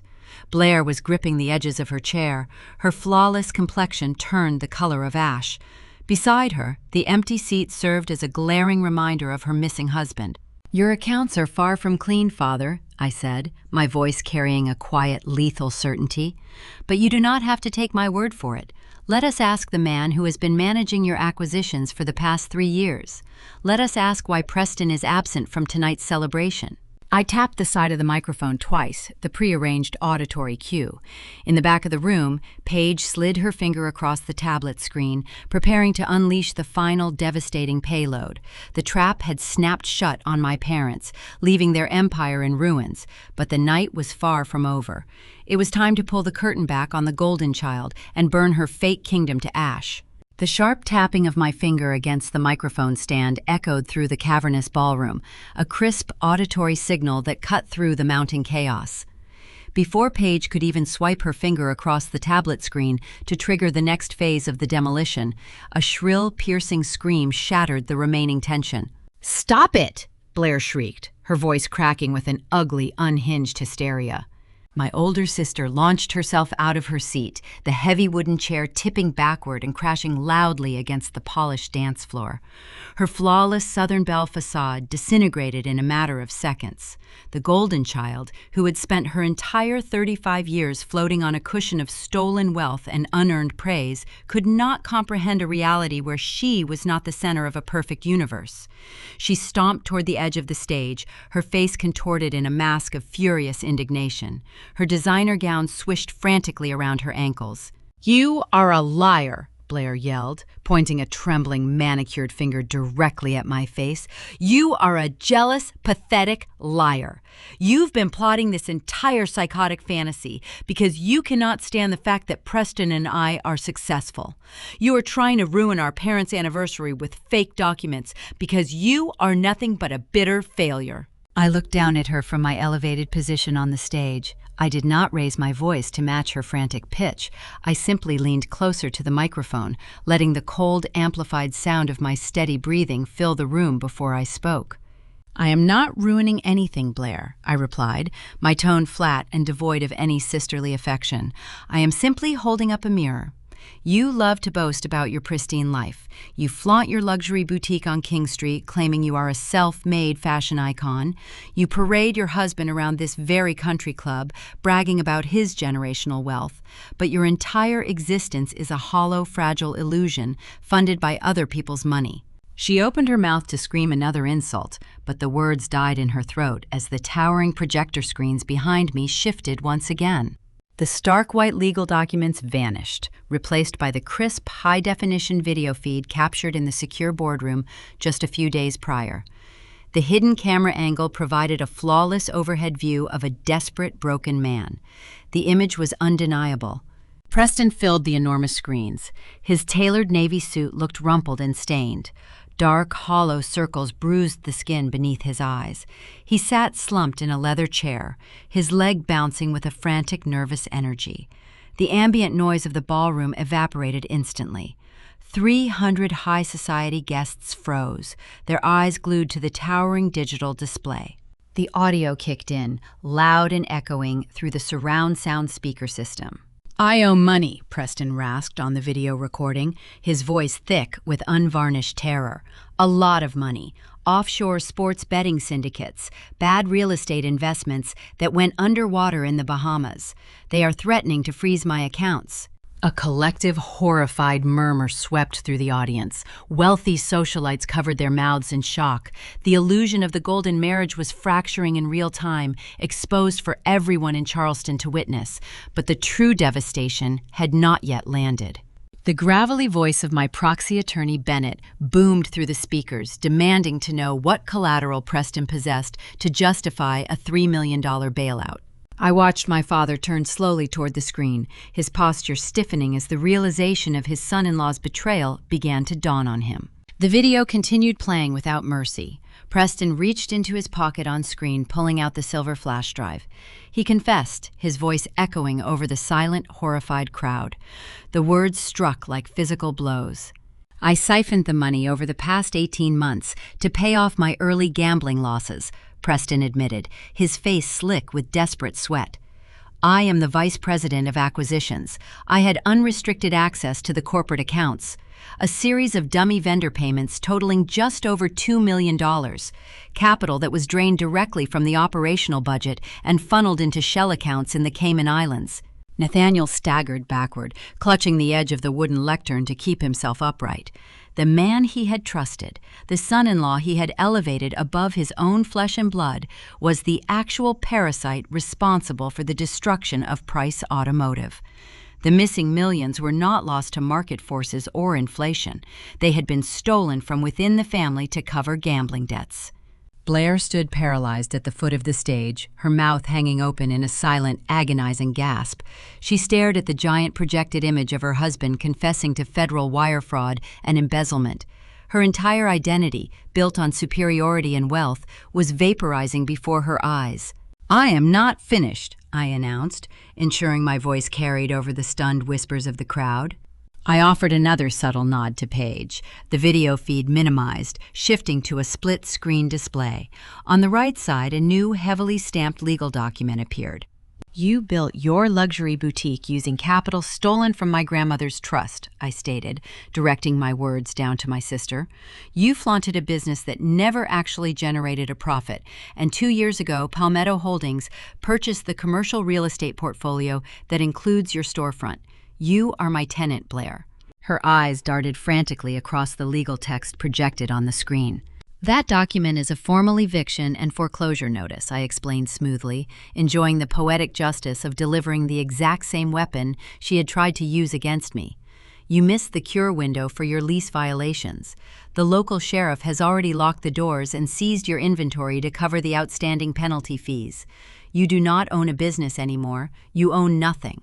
Blair began to shake, a violent, uncontrollable tremor vibrating through her shoulders. She spun around, her eyes scanning the dimly lit periphery of the ballroom, desperately searching for her husband. She needed someone to save her, someone to blame, someone to fix the unfixable. "Preston," she wailed, her voice cracking into a pathetic, high-pitched sob. "Preston, tell them it is a lie." But Preston was not going to save her. Near the heavy brass exit doors at the very back of the hall, a figure stepped out from the shadows. Preston had arrived late to the gala, hovering near the lobby bar, trying to avoid Nathaniel's gaze. Now, caught in the inescapable glare of his own recorded confession, he stood frozen, like a deer in headlights. Hundreds of guests turned in their seats, their eyes following Blair's desperate gaze, pinning Preston under a suffocating wave of intense public scrutiny. The private equity investors glared at him with undisguised venom. The society matrons whispered furiously behind their hands. Preston looked at his wife, standing at the base of the stage in her ruined glory. He looked at the giant screen displaying his monumental theft. He realized in that singular defining moment that his social standing was permanently eradicated. The syndicates would come for him, the federal authorities would indict him, and the Price family was powerless to offer protection. He did not rush forward to comfort his weeping bride. He did not offer an explanation or an apology. Preston simply turned on his heel, pushed through the heavy brass doors, and sprinted out into the humid coastal night, abandoning his wife to face the wreckage alone. Blair watched him flee, the ultimate betrayal shattering her fragile mind. She let out a hollow, agonizing gasp and stumbled backward, trying to retreat from the searing spotlight. As she shifted her weight, the heel of her designer shoe caught in the thick carpet. A loud, sickening snap echoed sharply over the ambient noise of the stunned ballroom. The stiletto heel broke clean off the sole. Blair lost her balance entirely. She tumbled backward, her arms flailing helplessly through the air, and collapsed onto the floor in a tangled heap of expensive silk and broken pride. She sat on the carpet, weeping uncontrollably, her tears leaving dark, ruined streaks of makeup down her cheeks. The golden child, stripped of her stolen inheritance, her fraudulent business, and her cowardly husband, was finally forced to occupy the lowest rung of the social hierarchy. The shift in the room was palpable. The Charleston elite, the very same people who had brazenly ostracized me at the charity oyster buffet just days prior, now stared at my sister with expressions of pure, unadulterated disgust. In their world, losing money was a misfortune, but stealing from your own investors to cover a gambling addiction was an unforgivable sin. The pariah label had officially transferred. Blair was toxic waste, and no one would ever associate with her again. I looked away from my weeping sister, feeling a profound, quiet emptiness where my anger used to reside. The revenge was precise and total, but it brought no joy, only the sterile satisfaction of a required surgical extraction. I turned my attention back to the head table. Nathaniel and Camille were standing amidst the ruins of their 30-year legacy. Their manufacturing empire was bankrupt. Their golden son-in-law was a fugitive embezzler. Their favored daughter was a weeping, disgraced spectacle on the floor. Every lie they had ever told to secure their status had been exposed in the harshest light possible. The chaos of the ballroom began to settle into a stunned, watchful quiet. The investors were still processing the catastrophic financial losses, but the social execution was complete. I prepared to lower the microphone and walk out of the venue, ready to leave the Price family to rot in the grave they had dug for themselves. But desperate people do not surrender gracefully. Stripped of their power and facing an insurmountable mountain of debt, my parents realized they had only one remaining lifeline left in the entire world. They slowly turned their gaze away from the giant projector screens and looked up at me, their expressions shifting rapidly from shock into something far more pathetic and dangerous. The final severance was approaching, and I reached into my clutch purse to retrieve the very last legal document Gideon had prepared for me. The grand ballroom emptied with breathtaking speed. The wealthy elite of South Carolina, people who had spent decades drinking my father's expensive bourbon and attending my mother's lavish garden parties, scrambled for the nearest exits. They moved like passengers fleeing a sinking luxury liner. Nobody paused to offer condolences to the weeping woman on the floor. Nobody glanced back at the pale, ruined patriarch standing frozen behind the podium. In their rigid social ecosystem, failure was treated as a highly contagious pathogen. By the time the heavy mahogany doors swung shut behind the last departing investor, the room transformed into a cavernous tomb of abandoned crystal glasses and discarded linen napkins. I stood on the stage, the microphone resting silently on the lectern. I surveyed the wreckage below. Blair remained a crumpled heap of designer fabric, sobbing into her palms, mourning the sudden death of her pristine reputation. But my parents did not bend down to comfort their golden child. Instead, Nathaniel and Camille turned their eyes toward me. I watched a chilling, rapid transformation overtake their features. The arrogant predators who had locked me inside a VIP anteroom just an hour earlier vanished. In their place stood two desperate, cornered animals who suddenly realized their only remaining lifeline was the daughter they had spent a lifetime trying to erase. They approached the edge of the stage. My mother led the charge, her face contorting into a mask of profound, tearful desperation. She reached out, her hands grasping at the empty air between us.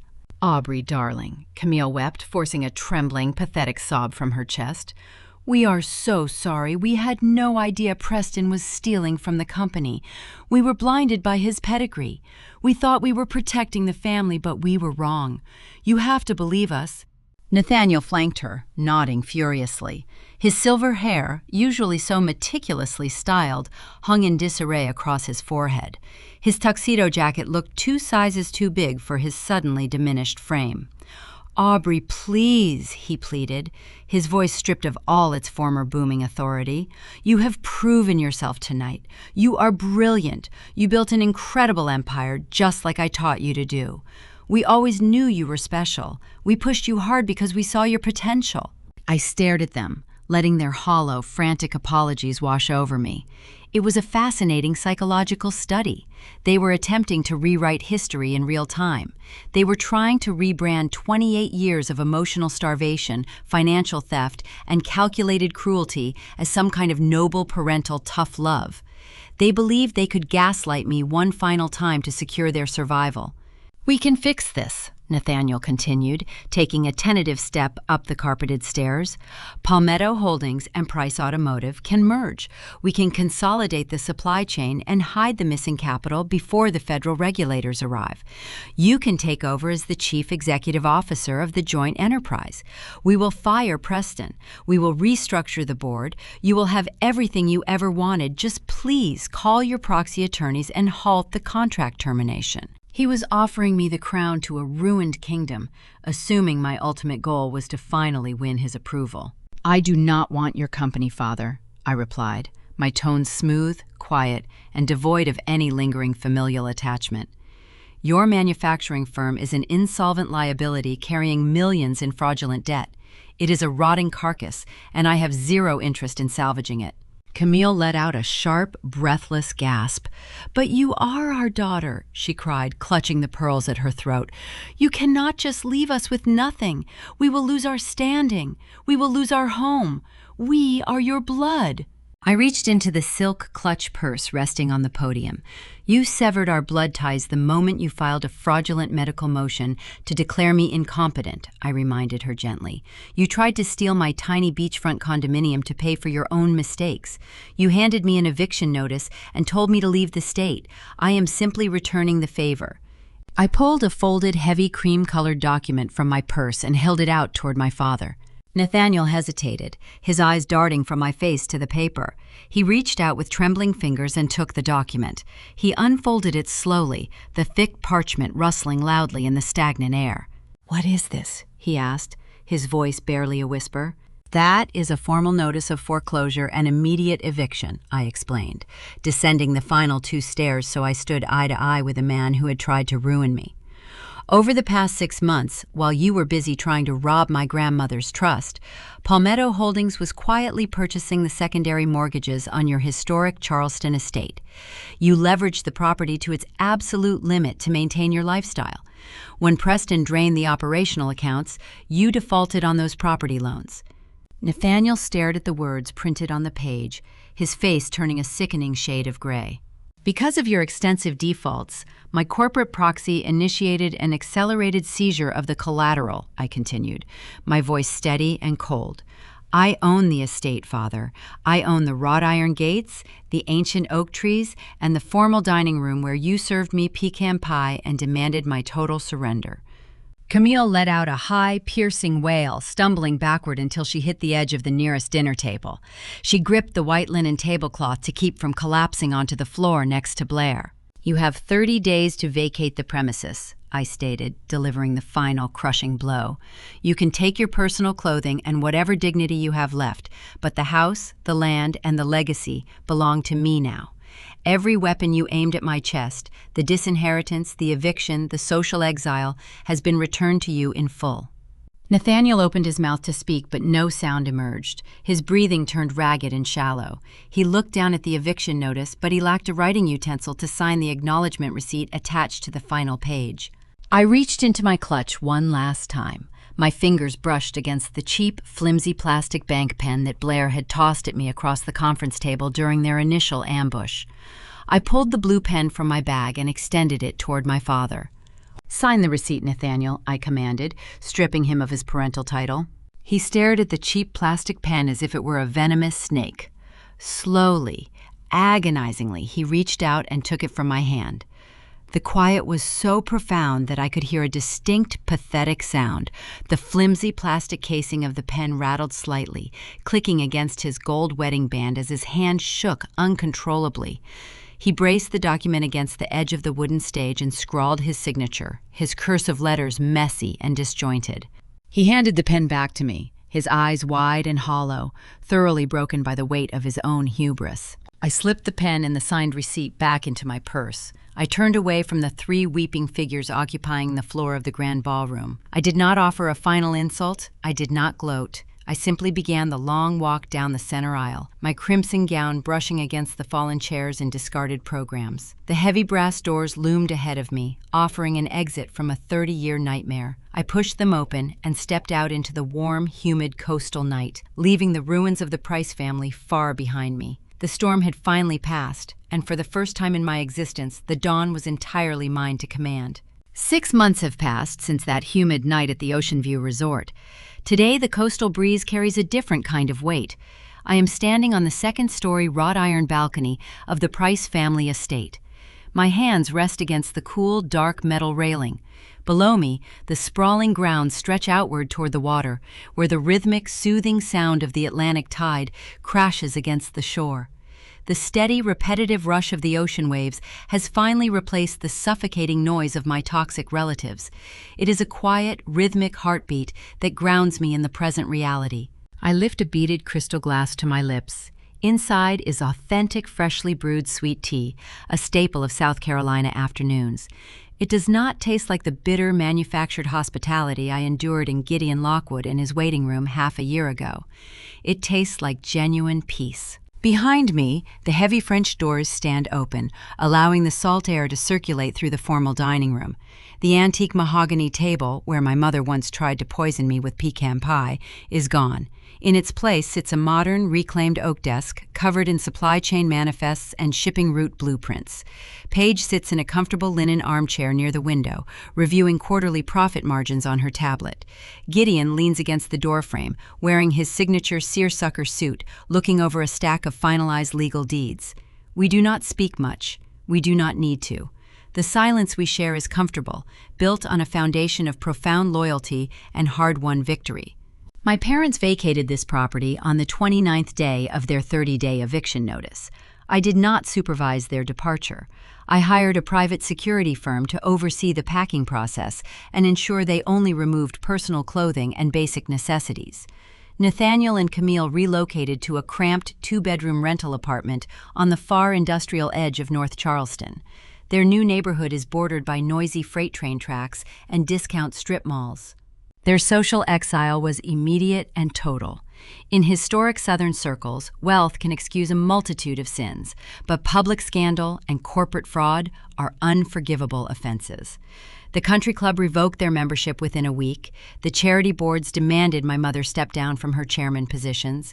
When Camille walks into a local grocery store now, the women she used to host at her lavish garden parties suddenly find themselves incredibly interested in canned goods, turning their backs to avoid acknowledging her presence. Nathaniel attempted to secure a consulting job, leveraging his 30 years of manufacturing experience. Every single firm rejected his application. He spends his days sitting on a tiny concrete patio, watching the trains roll past, stripped of the power and the prestige that once defined his entire existence. My sister experienced a much sharper, far more brutal fall from grace. Preston never returned to their Mount Pleasant mansion after sprinting out of the anniversary gala. He boarded a private flight to the Caribbean that very night, leaving Blair to face the federal regulators and the predatory offshore betting syndicates alone. The bank foreclosed on her sprawling home. The local sheriff auctioned off her luxury boutique inventory to cover the unpaid commercial lease penalties. With no husband, no business, and no trust fund to drain, Blair was forced to confront the harsh reality of survival. The divorce proceedings were swift, finalized in absentia. Today, the former golden child of the coastal elite works 40 hours a week at a mid-tier retail clothing store inside a suburban shopping mall. She spends her shifts folding denim jeans and ringing up purchases for the exact same demographic of women she used to mock at her country club brunches. According to a mutual acquaintance, Blair requested a managerial promotion last month. The store director denied the request, citing her poor attitude and inability to handle constructive criticism. Her fake crown evaporated, leaving behind a bitter, exhausted woman learning the true value of a minimum wage paycheck. As for me, the shadow games are over. I formally dissolved the corporate proxy shielding Palmetto Holdings. I stepped into the light as the recognized founder and chief executive officer of the premier logistics empire on the eastern seaboard. The industry transition was seamless. The private equity investors from Charlotte, the men who panicked when they realized Price Automotive was dead, quickly pivoted and offered me highly lucrative distribution partnerships. I accepted their terms on my own conditions, solidifying my grip on the regional supply chain. I restored this historic property, stripping away the suffocating opulence my parents favored. The dark, heavy curtains are gone. Sunlight floods every hallway. I dedicated the restored west wing of the estate to my grandmother, Josephine. I placed her antique pearl earring inside a custom glass display box on the mantel, a daily reminder of the silent, powerful woman who saw my worth long before I could see it myself. If you have stayed with me through this entire journey, I want to talk directly to you. I want to speak to the person listening to this story who feels trapped in the shadow of a family that refuses to recognize their value. For a very long time, I believed that if I just worked a little harder, sacrificed a little more, and stayed quiet enough, I could earn the love I was desperately seeking. I thought my endurance was a sign of strength. I thought tolerating their mistreatment was the noble thing to do because they were my blood. I was wrong. Tolerating abuse does not make you strong. It just makes you a convenient victim. True strength is not about enduring the unbearable. It is about recognizing that you deserve better. It is about looking at the people who use you, gaslight you, and diminish your light, and deciding that their access to your life is permanently revoked. Many people confuse setting boundaries with seeking revenge. They are two very different concepts. Revenge is driven by unhealed anger. It requires you to mirror the toxicity of your abusers, dragging you down into their mud. Boundaries, on the other hand, are an act of radical self-preservation. I did not destroy my family out of spite. I simply stopped shielding them from the natural consequences of their own actions. I stopped paying for their mistakes. I matched their toxic energy with an unshakable, immovable wall of reality. I let them experience the world exactly as they had designed it. When you grow up as the designated scapegoat, you are conditioned to believe that you are inherently flawed. Your parents and your siblings project their own insecurities onto you, treating you like a dumping ground for their failures. They need you to stay small so they can feel tall. They need you to fail so they can justify their own unearned success. But here is the profound, undeniable truth they do not want you to realize. The very qualities that make you a target, your empathy, your work ethic, your quiet resilience, are the exact tools you need to build your own empire. They underestimate you because they only value loud, performative arrogance. They do not understand the quiet, terrifying power of someone who learns how to thrive in the dark. You do not owe your health, your wealth, or your sanity to the people who raised you. The concept of family loyalty is a two-way street. If they break the social contract by treating you like an expendable resource, you have every right to walk away from the table. You are allowed to protect your peace. You are allowed to prioritize your own survival. Look at what you have survived so far. Look at the burdens you have carried in silence. You possess a staggering, incredible strength. Do not waste that energy trying to convince broken people to love you. Use it to build a life so beautiful, so secure, and so authentic that their opinions no longer matter. My name is Aubrey Price. I spent 28 years playing the role of the invisible, struggling daughter. Today, I own the ground my abusers used to walk on. I built my worth in the dark, away from their judging eyes. If you are listening to this right now, feeling lost or unappreciated in your own home, please hear these final words.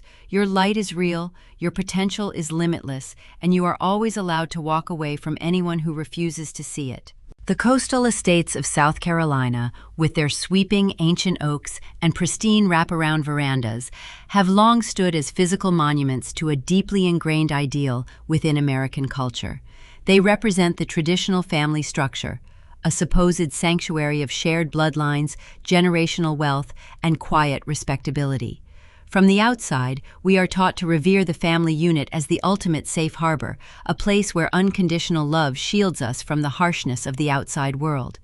Yet, beneath the polished mahogany floors and the performative sweet tea hospitality, a chilling truth often hides in the shadows of the parlor room. The story of the Price family is not merely a tale of corporate espionage or satisfying retribution. At its core, it is a devastating autopsy of parental failure. It is a haunting reflection on what happens when the sacred duties of parenting are discarded in favor of greed, manufactured image, and the toxic curation of a golden child. When we examine Nathaniel and Camille Price, we do not just see corrupt business owners holding on to a sinking manufacturing empire. We see the very architects of their own familial destruction. Their primary failure lay in a total abandonment of long-term guidance for their children. In traditional American culture, parents are tasked with the profound responsibility of preparing their offspring for the unrelenting realities of adulthood. This arduous task requires instilling a firm moral compass built upon pillars of honesty, fairness, and true resilience. Nathaniel and Camille executed the exact opposite approach. They looked at their two daughters and divided them into designated utilities, stripping them of their humanity to serve the parents' fragile egos. Blair was anointed the golden child, not for her character, her kindness, or her work ethic, but for her blind compliance with their superficial aesthetic. She was handed luxury, praise, and stolen wealth on a silver platter. But in their desperate, misguided attempt to shield Blair from any natural consequence, her parents effectively crippled her. They offered her a life devoid of fairness or accountability. By feeding her unearned arrogance and shielding her from the struggles that build character, they failed to provide the long-term guidance necessary to survive an unforgiving world. When her fraudulent marriage collapsed and her stolen boutique was seized by the sheriff, Blair shattered into a million irreparable pieces because her parents had never taught her how to stand on her own 2 feet. They raised a fragile porcelain doll in a world constructed of hard concrete, tragically confusing overindulgence with genuine love. On the other side of this toxic dynamic sat Aubrey, the designated scapegoat of the estate. The treatment of Aubrey highlights a profound lack of emotional awareness, a vital, indispensable component of raising children. Nathaniel and Camille mistook Aubrey's quiet obedience and introverted nature for weakness. They failed to look into their youngest daughter's eyes and see the brilliant, resilient woman building an empire in the dark. Emotional awareness in a traditional family requires parents to recognize, validate, and nurture the unique internal landscapes of each individual child. Instead, the Price parents projected their own dark insecurities onto Aubrey, treating her innate empathy as a liability to be exploited. They starved her of affection, assuming she would simply absorb their neglect and continue to serve their selfish needs indefinitely. They never understood a fundamental law of human nature. A child starved of validation will eventually learn to forage and feed themselves, and in doing so, they will outgrow the need for the very hands that refuse to nurture them. Perhaps the most glaring betrayal in this coastal narrative is the total absence of honesty. A family structure cannot survive when the foundation is poured with deceit. Nathaniel and Camille did not just play favorites. They actively committed documented fraud to steal Aubrey's hidden inheritance. They lied about grandmother Josephine's trust, siphoned the liquid funds to prop up their failing automotive business, and then orchestrated a breathtaking gaslighting campaign to trick their youngest daughter into signing away her remaining rights. When honesty is eradicated from the parent-child dynamic, the home ceases to be a sanctuary. It becomes a hostile battlefield. The parents traded their integrity for temporary financial liquidity, oblivious to the fact that they were teaching their children that betrayal is an acceptable currency. True family responsibility demands significantly more than just providing a historic roof and funding a trust account. It demands an unwavering commitment to fairness. It requires parents to act as impartial arbiters of justice within the home, ensuring that love and resources are never weaponized to control or punish. When Nathaniel and Camille weaponized Aubrey's bleeding ulcer, attempting to declare her medically incompetent in a court of law just to steal her modest beachfront condominium, they severed the final fraying thread of the social contract that binds a family together. They believed their biological authority gave them ownership over their daughter's existence. But parental authority without fairness is nothing more than tyranny, and tyranny always breeds a quiet, devastating rebellion. The spectacular implosion of the Price Empire at the 30th anniversary gala was not a sudden, unforeseen tragedy. It was the inevitable harvest of the bitter seeds Nathaniel and Camille planted decades ago. They lost their historic estate, their vaunted social standing, and their wealth because they forgot that children are not mere extensions of the parental ego.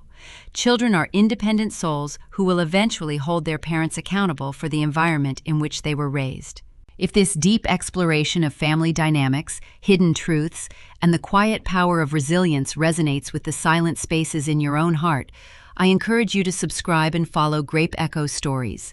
We navigate the complex, often hidden corridors of human relationships, bringing you narratives that challenge the way you view the world around you.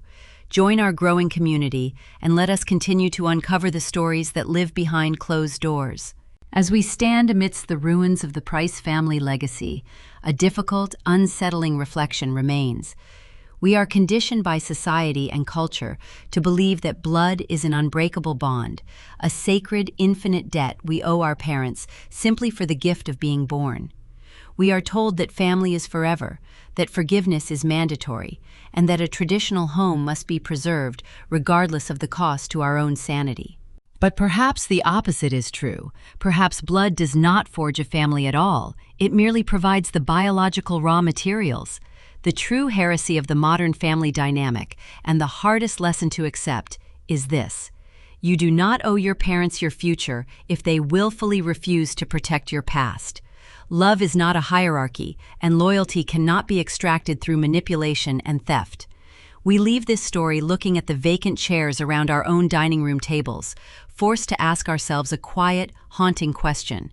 In the architecture of your own family, are you building a sanctuary of truth, or are you just waiting for the plaster to finally crack?